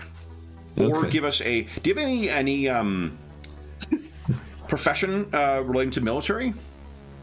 It's strangely not. I feel like I should have, but I haven't spent the points of it. Dane is well and truly retired. He's thrown away his Rolodex, or space Yeah. Rolodex. He's completely forgot how to do everything. Doesn't make his bed every day intentionally. I could try a recon. Give us a recon check. I'm wondering whether this is a sussing out ex-military types, because that would probably you folks you would be able to. No. It's not a crit fail though, so you could spend 2 luck on that. I don't think it's you didn't roll so poorly it's going to be a negative impression. Just that you're not really able to get the cut of the jib of any clear military folks in here. Yeah, I don't want to. I don't know. I don't want to burn too much luck for the important. Especially for them, it's a setup Yeah. roll too, right? So Yeah. All right, so who are we starting with then? I'll try investigate. Okay, give us Look, an ask investigate. So this will be 1d6 times 4 hours. Okay. Let's see for investigate. So just Yeah, that sounds about right. so roll time first, or roll. No, first? you make your roll, and then we'll see how much time you spent doing it. Okay. Oh. That's 8. Yeah. Yeah. It's only one. That's a pretty good result for that. Okay, so here's what you find out is if you are asking around. Takes me about 4 hours to. Yeah, so 4 hours asking around. What you get the sense is that these guys are less rent investigators and they're not mercenaries, or because they're not hiring on or anything like that. But yeah, the way they are asking around stuff, they are. Locals might call them capture men, but you'd probably just call them bounty hunters. Okay. Okay. So that, I mean, with the two of them looking for one other person off planet, that probably is, that probably makes sense. Yeah. They So do a lot have of their own sense. vessels. Oh, sorry, they do not have their own vessel, which Well, is. I mean, you guys should roll too, and then we all get together. I think. Yeah, That's and then you can all talk about 4 what you're hours. doing. I'm like, Yeah. asking questions. Got my trench coat on, asking questions. Yeah. If there's anything else, so that then my- anything else you're asking about right now? Oh, me? Yeah, because there's probably, I mean, like, to find an answer to one specific question, if there's any other broad things that you probably... I'm assuming you're not going from, like, person to person in a bar. Do you know about these two guys? Do you know about No, these Do two they guys? have a Do you bounty? know about these two And are they guys? So, looking to get a bounty off planet? I don't know if I. Well, yeah, I guess I could ask about that if I found out they're bounty hunters, but maybe that's. if you allude to the fact... Let me do this here. I'm going to make a secret roll. Because they're the I best like to kind of think that rolls. they're auxiliary law enforcement. Not wrong out here. Like the arm of what the bounty hunters are in a place like this is that they are the arm of law enforcement off world. It's just not a lot of resources in many planets, especially out here, to be able to bring criminals back or criminals. Yeah. Depending on what type it is. Yeah, you don't know. Like they strike as bounty hunters, but if they are, they haven't been asking around about any kind of work. Well, And, it was a little like- strange because they just asked to get off world, right? Not to get to a specific place. Right. Who would like to try usually next? Oh, go ahead, Jeff. If you have a bounty, you want to take a bounty to the person who paid you for it. Right? So Who would like to try next? Or they're looking for a bounty. That would be maybe my they could concern. be. Yeah. Yeah. Could be, yeah. Yeah, the our benevolent overlords on this planet suggested that people were looking for our Oslan passenger. I mean, you got to know where Anchor's going with this kind of stuff. What you can Because tell it you. So keeps speaking of raising which, they have not in this. You know how the Mr. Gruxon and Owen Tian that you met on Gibraltar Station, how they had that picture of Tila Toral. This guy has not been asking around about. It seems as if there are bounty hunters. There's a bounty out at least on this Aslan. They don't seem to have been involved with that whatsoever. These guys here? Yeah, these guys here. If you happen to ask about like, whoa, have they been looking around? Not one of them has been asking about Tila Toral or about any Aslan or anything like that. And you have not tapped into that right now, but. Given the amount of interest in your guy, it's probably a high bounty that's probably made the rounds in circles. So, Yeah. or in bounty hunting circles, which means that if they were bounty hunters looking for work, probably would be something they would want to be at the very least asking about. Well, they may not be looking for him, but if all of a sudden they see him on our ship, they might be looking. Yeah, for I him. know that's true. Hello, Yeah, easy true. payday. Yeah. Oh, look! Just commandeer this ship and get a huge payday. Done. Yeah, like you change the signs back to 0 number of days since we've had a attempted mutiny on the ship. Absolutely. Who would like to go next then? That's what Anchor has found. Yeah. I guess I could. Okay. It seems like the scariest. So here's the first thing. Why don't you give us this? Give us a 2d6 plus 5 roll, please.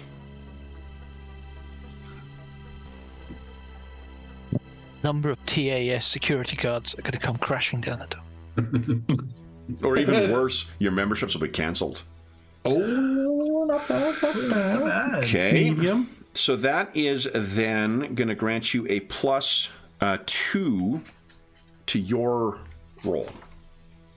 Oh, nice. Okay, So that's pretty good. From a distance, Omega 1 is, and I'm going to say it in the British way because of fucking Tom Baker, because I think when they introduced the villain Omega in Doctor Who, they continually refer to it as Omega, and it's stuck in my head since the mid-'80s.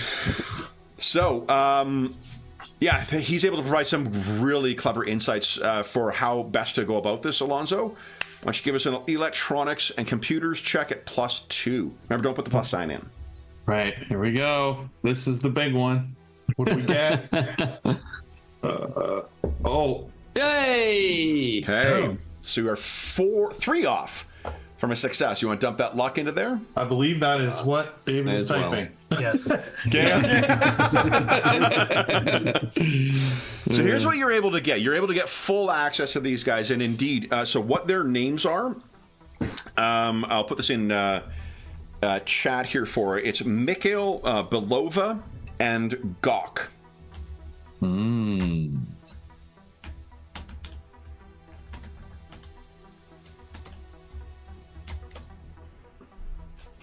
Oddly, it's the Varger who's Mikhail, and it's no.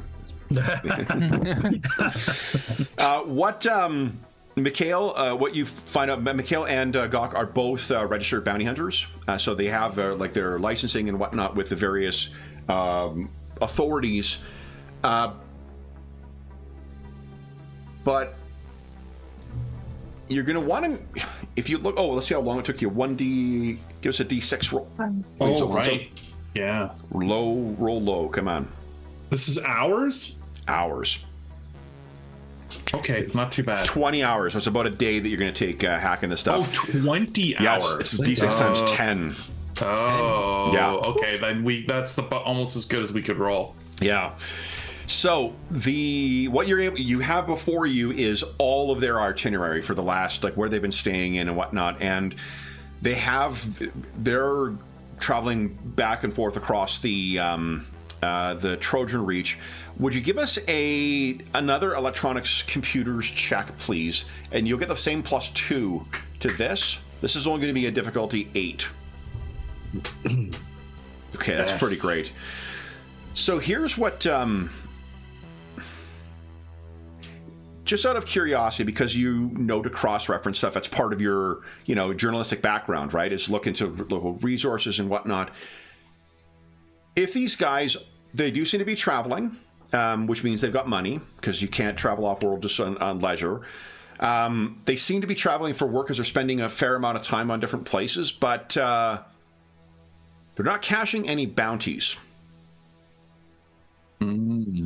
You're not able to track bounties that they have claimed on any of the various, places where you can cash them in.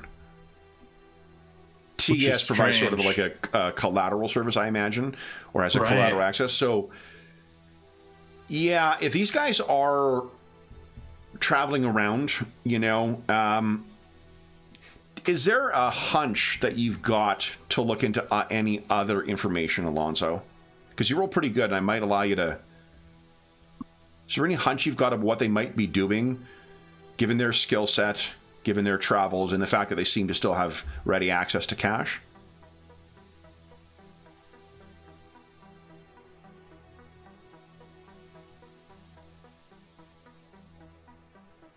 If anyone else wants to give suggestions, you're welcome to. Yeah, I'm thinking. I'm just... I mean, are these the spies that we're looking for? I mean, maybe. I mean, if they've got cash, they're traveling. I mean, But they're leaving the planet. Or they want to leave, right? Oh, maybe Yeah. they've gathered the information they needed. But they seem clear to they- be bringing another person, though, right? Maybe they're doing the opposite of what they normally do. They're protecting someone from other bounty hunters. Oh, yeah. Yeah, maybe. Fighting Do they someone. have a good standing with TAS, right? Are they ne'er-do-wells, or you know what I mean? They actually, there's a couple of things you can find in there where there are complaints about conditions that something was left in. They trashed the room. How rock and roll is that? Oh, what it... Yeah. Oh, they trashed the room at TAS? Didn't trash it. It's just that they seem to have left things, and there is at least one instance where they have brought an extra person in. So you see like retroactive additional charges for additional parties. Oh, who is that person? No identity on it. They snuck them in, snuck them out. That happens in at least 2 of the different locations too, over the past 2 years or so. Okay. Who are they taking to Drenax, I wonder? Well, they didn't even mention Drenax, right? They just said off planet. And when you said Drenax, I said Drenax is, I hear, is lovely this time of year. Oh, right. Yeah, they'd be willing to go there, right? Huh. I mean, that's none of our business to a degree. Right. Well, what do you think? I think you were supposed to say, especially during the rainy season. That was the other half of the code. So, Alonzo, getting back to your hunch, what do you think? Yeah, just maybe that they're protecting someone. I don't know who that would be.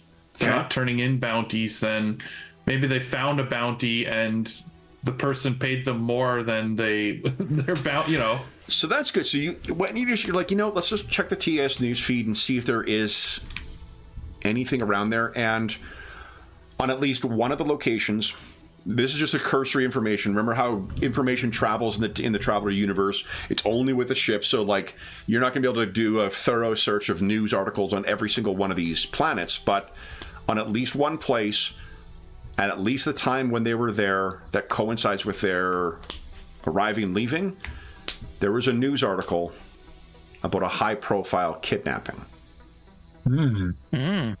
Oh.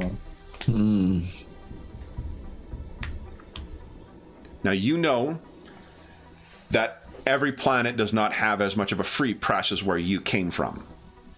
So something being described as a high-profile kidnapping may very well be that, or it may be the powers that be framing what happened as that. Oh, right. It could be that they're just framing it as a kidnapping. Huh. I would bring this to everyone since, we can communicate. This is hours of work, right? So Yeah. I can talk Is to there- people. I was gonna ask in the chat. Is there any video of the guest, and then we can cross-reference and see, There is... or pictures, even stills, right? We can. of their current guests, or I mean at their previous places? Because Well, we don't know who their current guest. I mean, Yeah, that's the thing, and they, while they're checked in with they have checked in with TAS at other locations, and they are checked in here. There isn't. You wouldn't have stuff of the rooms. What you could do, you've got access right now to the computers, Alonzo. So do you want to try and access their the common areas that they would have? While they wouldn't. Why don't we do that? See if we can get any So this is probably footage of them. and I'm going to assume you want to do it quickly. So I'll set it as it could be 8 if you want to take D6 hours to set up a search parameter and then run through the video, or you could do it so next step down from that in 10 minutes at a DC 10 or a TN 10. Yeah, let's try that. Let's try for the 10. You'll get the because +2, assuming you're going with Omega 1 still. Yeah. I don't see why I would stop getting his assistance here. Come on. Holy nice. shit. All right, so with a roll that good, there does not appear to be anyone that they are bringing in and out of here. There is a gap, though, in their attendance here. And with a roll that good, what you can picture, you guys are all looking over this thing, and you're getting Omega 1's input on this as well.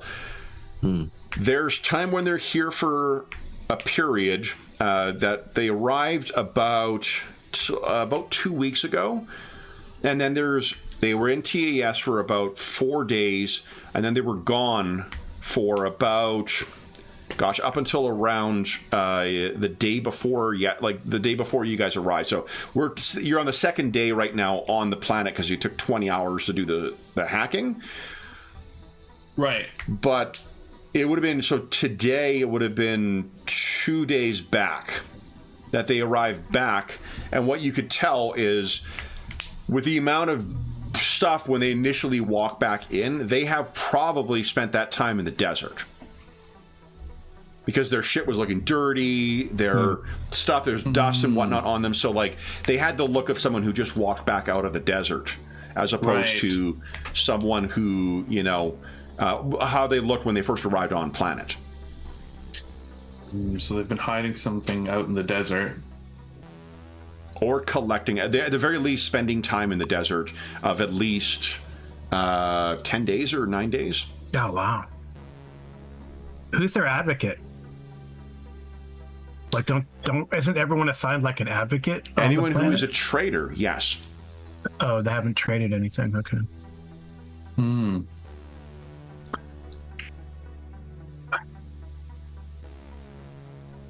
Or have they? As far as you can tell, no. No. They. So they could be doing like what we did when we they came back picked on up foot. Oh, sorry. In the video footage you have, yeah, they came back in on foot, but nobody, like, you would use either vehicles or you'd use one of the local animals, like those reptilian kind of things in the center illustration, or those camel meets mountain goat things in the bottom left. Right. I don't know. What do you guys think? I mean, Dane has if they come clean with us and tell them, what's going on, maybe we can reconsider. I mean, if they have someone important or someone who's running. I mean, it'd be worth a lot to them, so they'll pay well. If they want to avoid entanglements, then they'll pay for.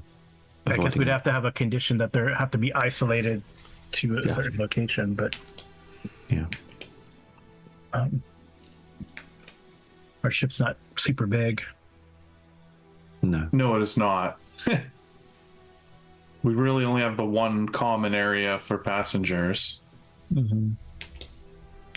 They don't seem like the sort who would be happy with the low berth option. And then we'd have three things going on at once. How could that ever go wrong? It's desperate enough to get off worlds. Maybe the seven nights on the Rift Wanderer. Rough nights. Yeah, when you find somebody who is pro the low berth option, you need to worry then.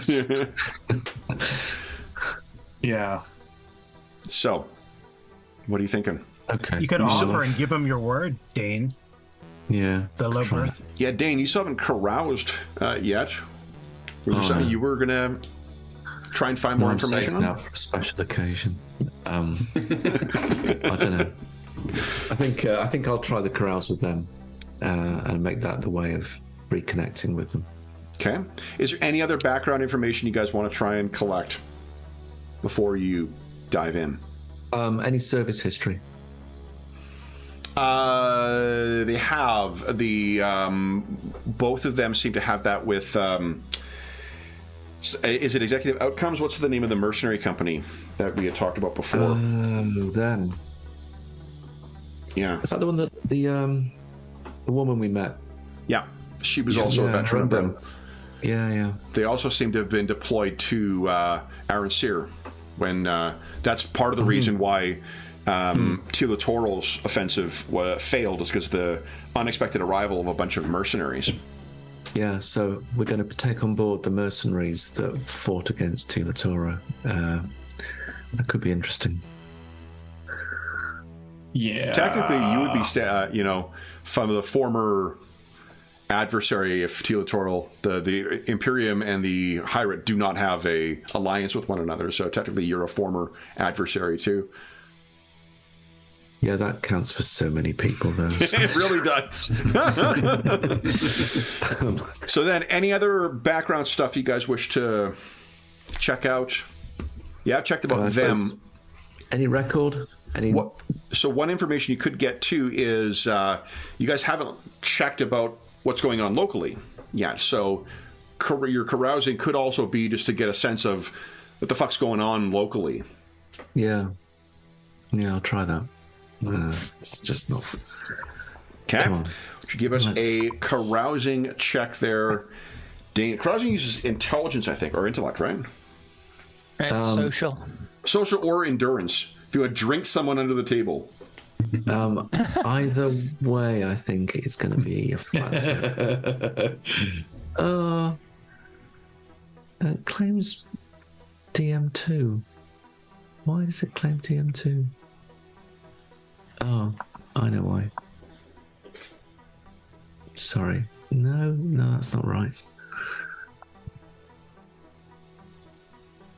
Okay, sorry, my sheet was completely wrong. Let me just. So I'm on flat zero. Just so you know. Flat zero. Okay, so give us a 2d6 roll, and you have 3 luck to play with. Spend 1. Get an 8. All right. Cheers. Thanks, Doc. So within 8 gets you a certain threshold, and I'll let you spend more if you choose to try and find more information. Okay. So we talked about the alliance on the planet right now. Ganzerig's Horde, the Firedog faction, and the True Kings. What you don't know is that the names of the leaders of these 3 factions. Ganzerig's Horde is led by Ganzerig. Ganzerig is a local kind of chieftain. Ganzerig. Balorma is the head of the Firedog faction. And Choi Balsan is the head of the True Kings.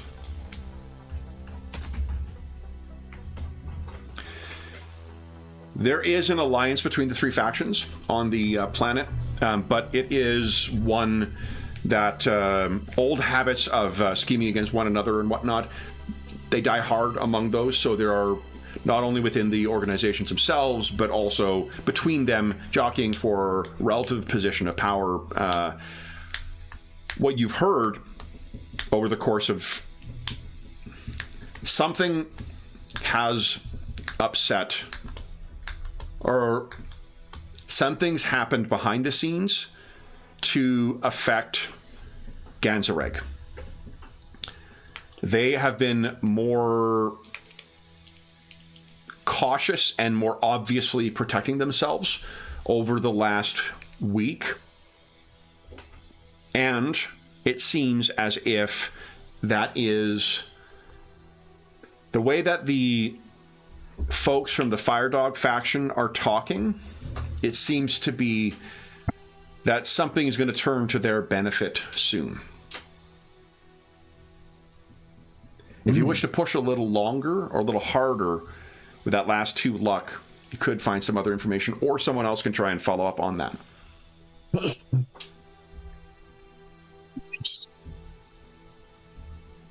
anyone else have carousing? Yeah, who's actually good at it? I mean, I do, but I've been busy on the computer. I've been busy. Yeah. I guess. I'm not great at it. I have +2. Yeah, I'd be -1. Well, depending on the thing. I've just got trained, as it were. So Doctor, busy, do you have busy any people? I mean, a bunch of desert gangs. Surely you can strike up a conversation about opera with them. I know, right? Let's talk about your crowd. favorite aria. He can carouse at like very basic level, but yeah, this is not necessarily his crowd. So what do you think, guys? 2 luck or I would say, spend? yeah, Or do- Yeah, do that. fine. So you push a little harder, Dane. And if you were to guess, there are folks that are saying that someone important to Ganzarig must have gone missing. Because he is looking very hard in That's what I wondered. Yeah. soft of a way as he can without disrupting things to try and find this. It does not seem that Ganzarig, or at least Ganzarig's horde has not made it clear yet to anyone else. And Bolorma, the head of the Firedog faction, is not lording it over Ganzarig, that they're the ones who are going to benefit from whatever shift is going on behind the scenes. Yeah. But it seems as if someone has very recently, who is important to Ganzarig, and actually what you hear, the name Altan, youngest daughter, jewel of Ganzarig's eye, has gone missing.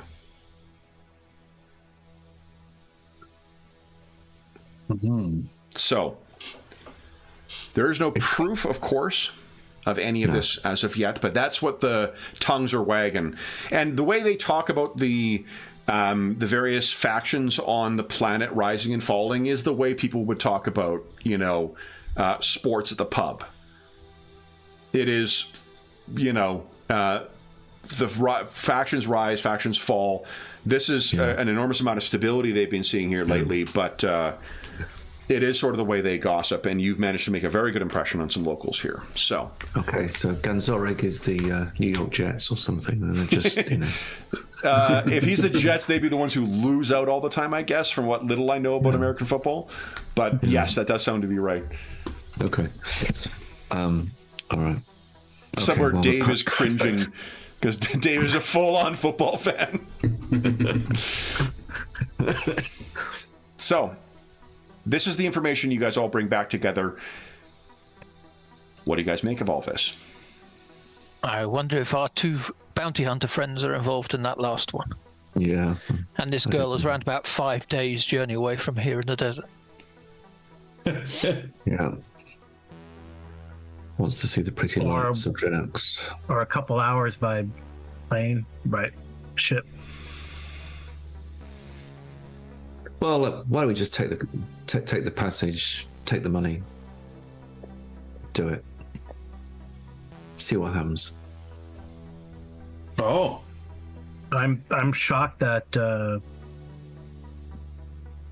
the intercessor wouldn't know about this, or maybe he's cool with it. I don't know. It's interesting. I'm sure if he knew that, well, we would know by now.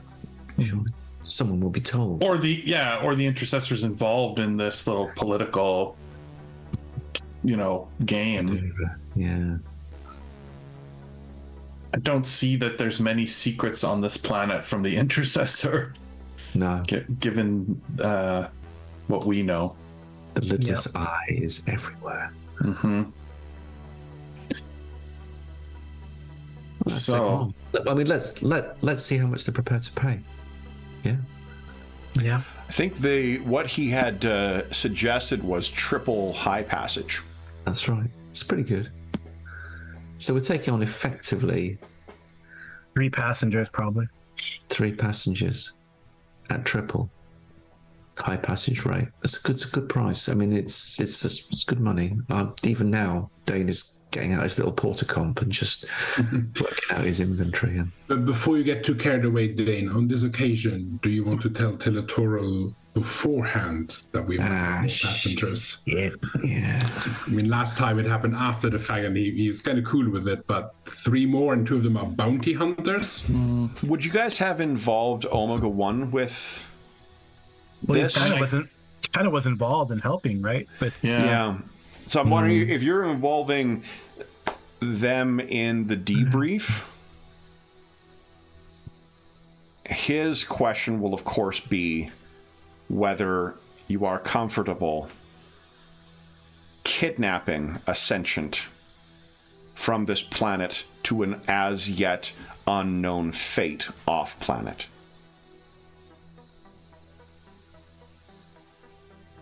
We don't know that it's a kidnapping, I will say. It could be somebody who wants to leave and has found associates that will support that endeavor. You, Dane? Or it could be a straight kidnapping. And Omega 1 is one who's definitely open-minded to that, so he says, it's certainly, we do not have sufficient information, but... Well, if it's a kidnapping, then, at least we have them in a contained environment. We could learn that and make it an unkidnapping. Maybe rescue the That's the term, rescue. Well, Dr. Ilias, you have spent enough time with Omega and enough times in conversation with him that you're able to read his more subtle responses for it. So, sorry, I'm saying Omega, it's Ultima 1. Madison, read your notes, man. That's why I haven't said Omega before. Jeez. So Ultima 1. How did Tom Baker pronounce that? Omega. Ultima. Yeah, Ultima, yeah. Ultima. Tom Baker. I don't know how he'd say it, but would be with like about a grin full of 6 people's teeth. So that dude had a megawatt smile. I wouldn't have Tom Baker watching Bad Batch with me then. Yeah. I'd be like, no, it's not that anyway. So what, Ultima, I think you can read... If you were to guess, he is probably deeply uncomfortable with that prospect. It likely hits fairly close to home. And it's not a matter of... It is that worst kind of reaction. It may be disappointment in you all if you are contemplating helping someone else be transported off-world against their will. Again, he does not know. He concedes that, Dane, that is the case, but... Dane, did you learn how old his youngest daughter, Ganzerig, is? Like, are we talking about someone who might have bought their own passage off planet, or is this This like is someone who is 14. Oh.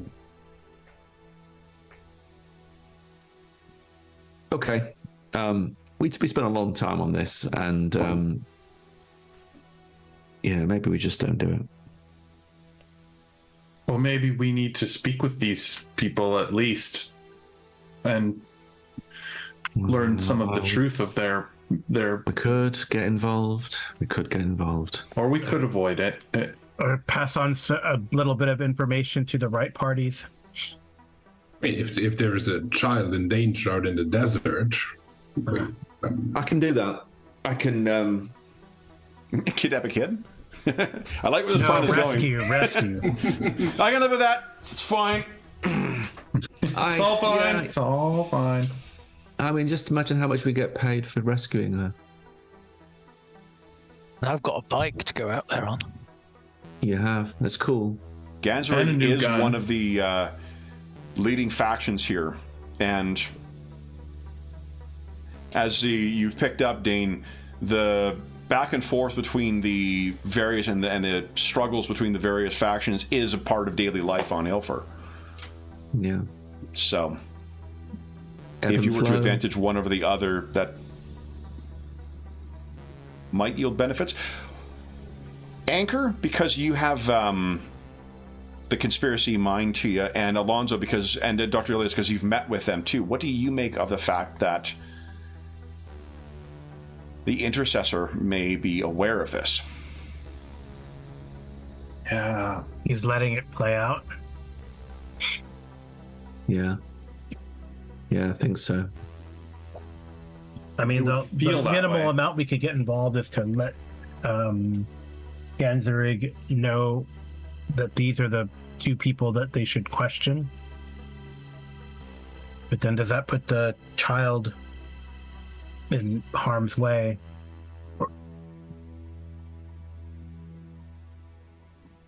It's murky, isn't it? Murky. Yeah. Right. It may be best to at the very least, speak to them again and confront them with what we know. I mean, you were going to speak to them and basically threaten them to tell you what they were up to. Well, now you can bring to that meeting a lot of information that we have about them. Yeah. I mean, whether that makes them more dangerous or more susceptible to negotiation, I'm not sure. I think if we find out enough, I'm probably going to get more involved, not less. Fair. Right, so if we want to leave well enough alone, we should drop it here. I'm just telling you now. I'll be on that bike with Gani. Captain, it's with a your very call. heavy revolver.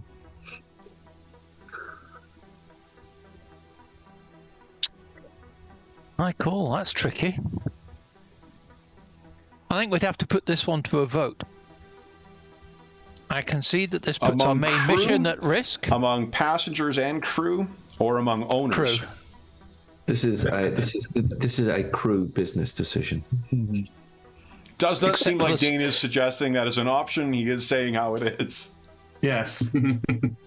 Except psychos. Only the mentally stable crew, okay? Okay, I'm out.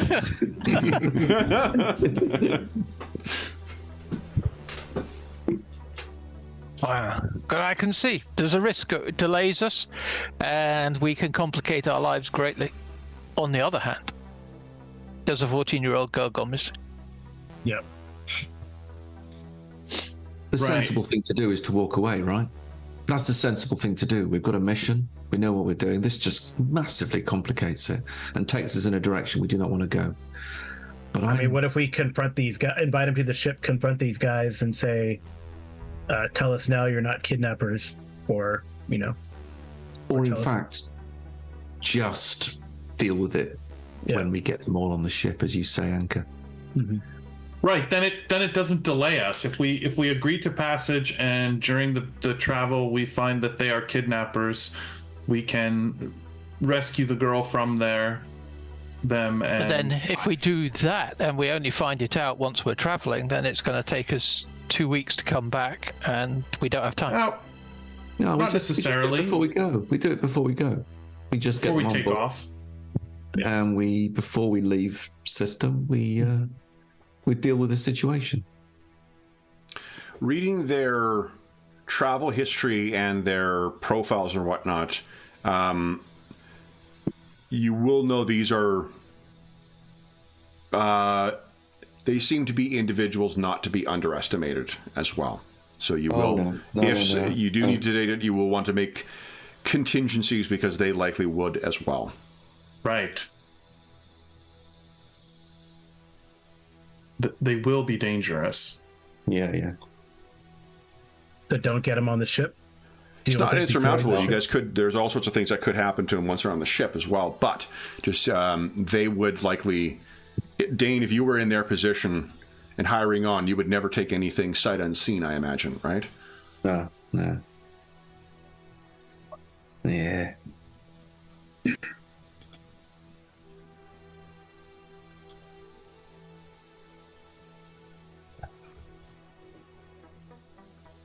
Is this a secret ballot, Gunny?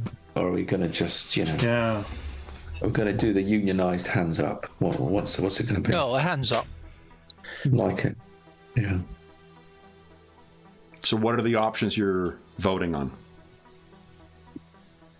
Walk away or get involved, I guess, right? I think that's the two choices. Now, there's a quick question. So what does get involved really mean? Heap of trouble. Rescue the girl. Yeah. But we don't know where she is, right? That's why we have to get them to get her to us first. Right, get them on the ship to. There might be other ways to find that information out, though. Or if they want us to pick her up, right? Just because In you the guys have desert. gone around and collected some information does not mean that you have exhausted your possible Right. leads. You know thus far, because of your investigations, what happened when they arrived and what happened when they left the TAS. But you don't know of any idea what they've done elsewhere? No, we could try to figure out where they, like, could we calculate where they went and then go there? Where they have the girl, potentially. Assuming that they are, because you do know that neither of them are like local, they're not Helfers, they're not from here. Yeah. Hilfarians, I guess. My favorite one that I'm aware of so people from Winnipeg are called Winnipeggers, people from Toronto are Torontonians, people from Halifax are Haligonians. Okay. Yeah. But there's two resources that one resource and one maybe observation you can make. The resource is on the scale of Wild West to Panopticon, where does the Lowport fit in your estimation as far as surveillance is concerned? Well, they have those things going around. So there may be some additional information. If Yep. other off-worlders are being tracked by the eyes of the intercessor, you may be able We to can have ask access our to that. advocate, or we can ask the intercessor directly. And assuming these guys are not locals, Who does our advocate work for? Which two kings? Or she is actually allied with the Ganserig's Horde, based on the information that you have thus far. We can make her a hero. Or ask her. I think She knows something. Or do So we you have that.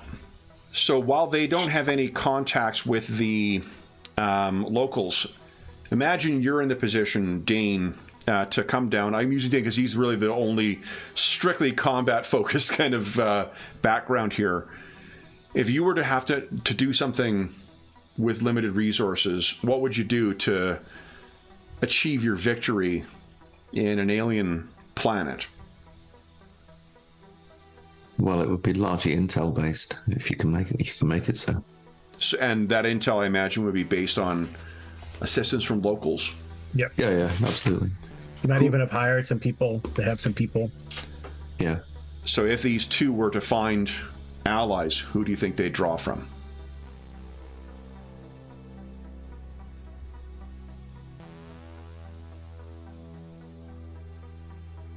Rival faction.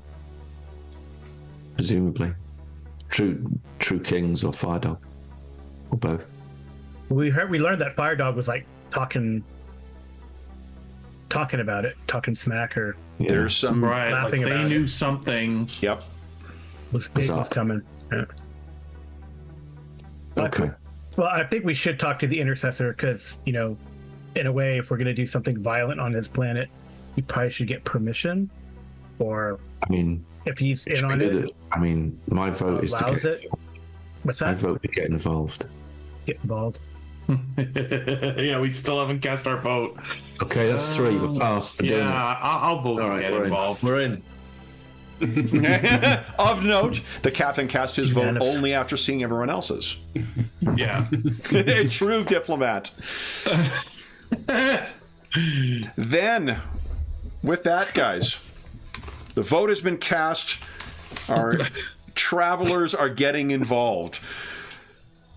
And that is where we'll leave things until the new year, because this is our last session Nice. before Great the end of cliffhanger. the year. Yes. Great cliffhanger. So then, for those listening at home, thank you so much for joining us for part 17 of our Borderland Run campaign. As is always the case, go. If you have any comments, questions, or concerns regarding the session, the campaign, or the game we're playing, please do not hesitate to leave a comment in the comment section down below, and I'll endeavor to reply in a timely fashion.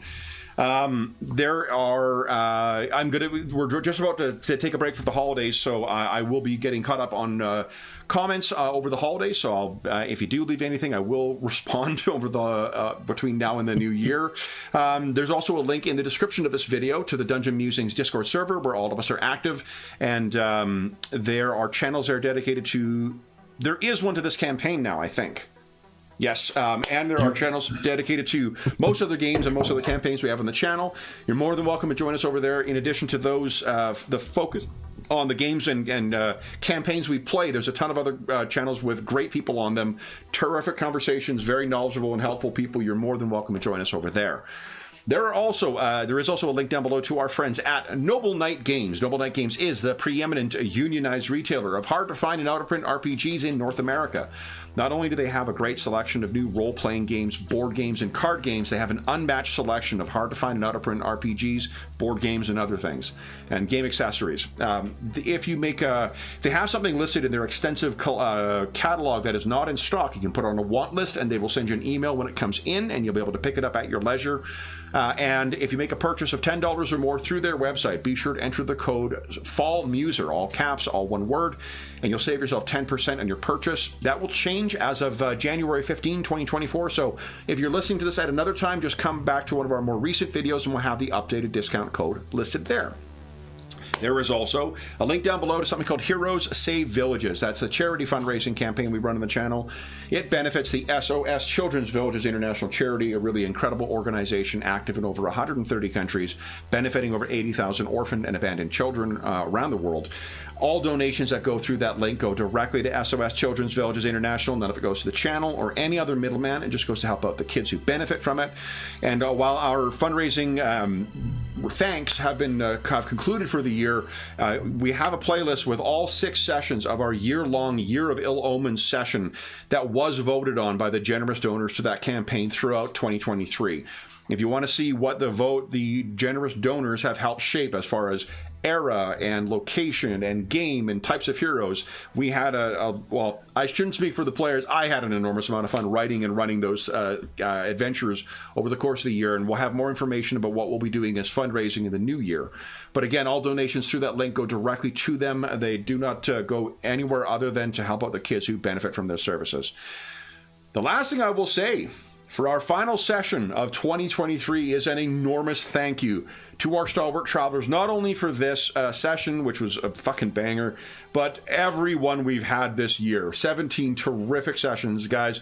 It's been a long time since we got Traveler back to the table. I have mentioned Borderland Run as a module I've been wanting to run for a very long time. It's even better than I could have hoped. So a huge, huge thank you to Graham, James, Carl, David, and Jeffrey for such an enormously fun campaign. I can't wait to see what you guys do in the new year. Likewise, thank you very much. Thank you very much. Then we will be back on Hilfer to see what plan our stalwart travelers have to free this kidnapped girl from these bounty hunters and their possibly Firedog faction allies. But until then, we hope that we gave you a few hours to take your mind off the troubles of our world and think about the troubles that our heroes are encountering on another far-off planet. And until we see you again, stay safe, stay healthy, happy gaming, and happy holidays.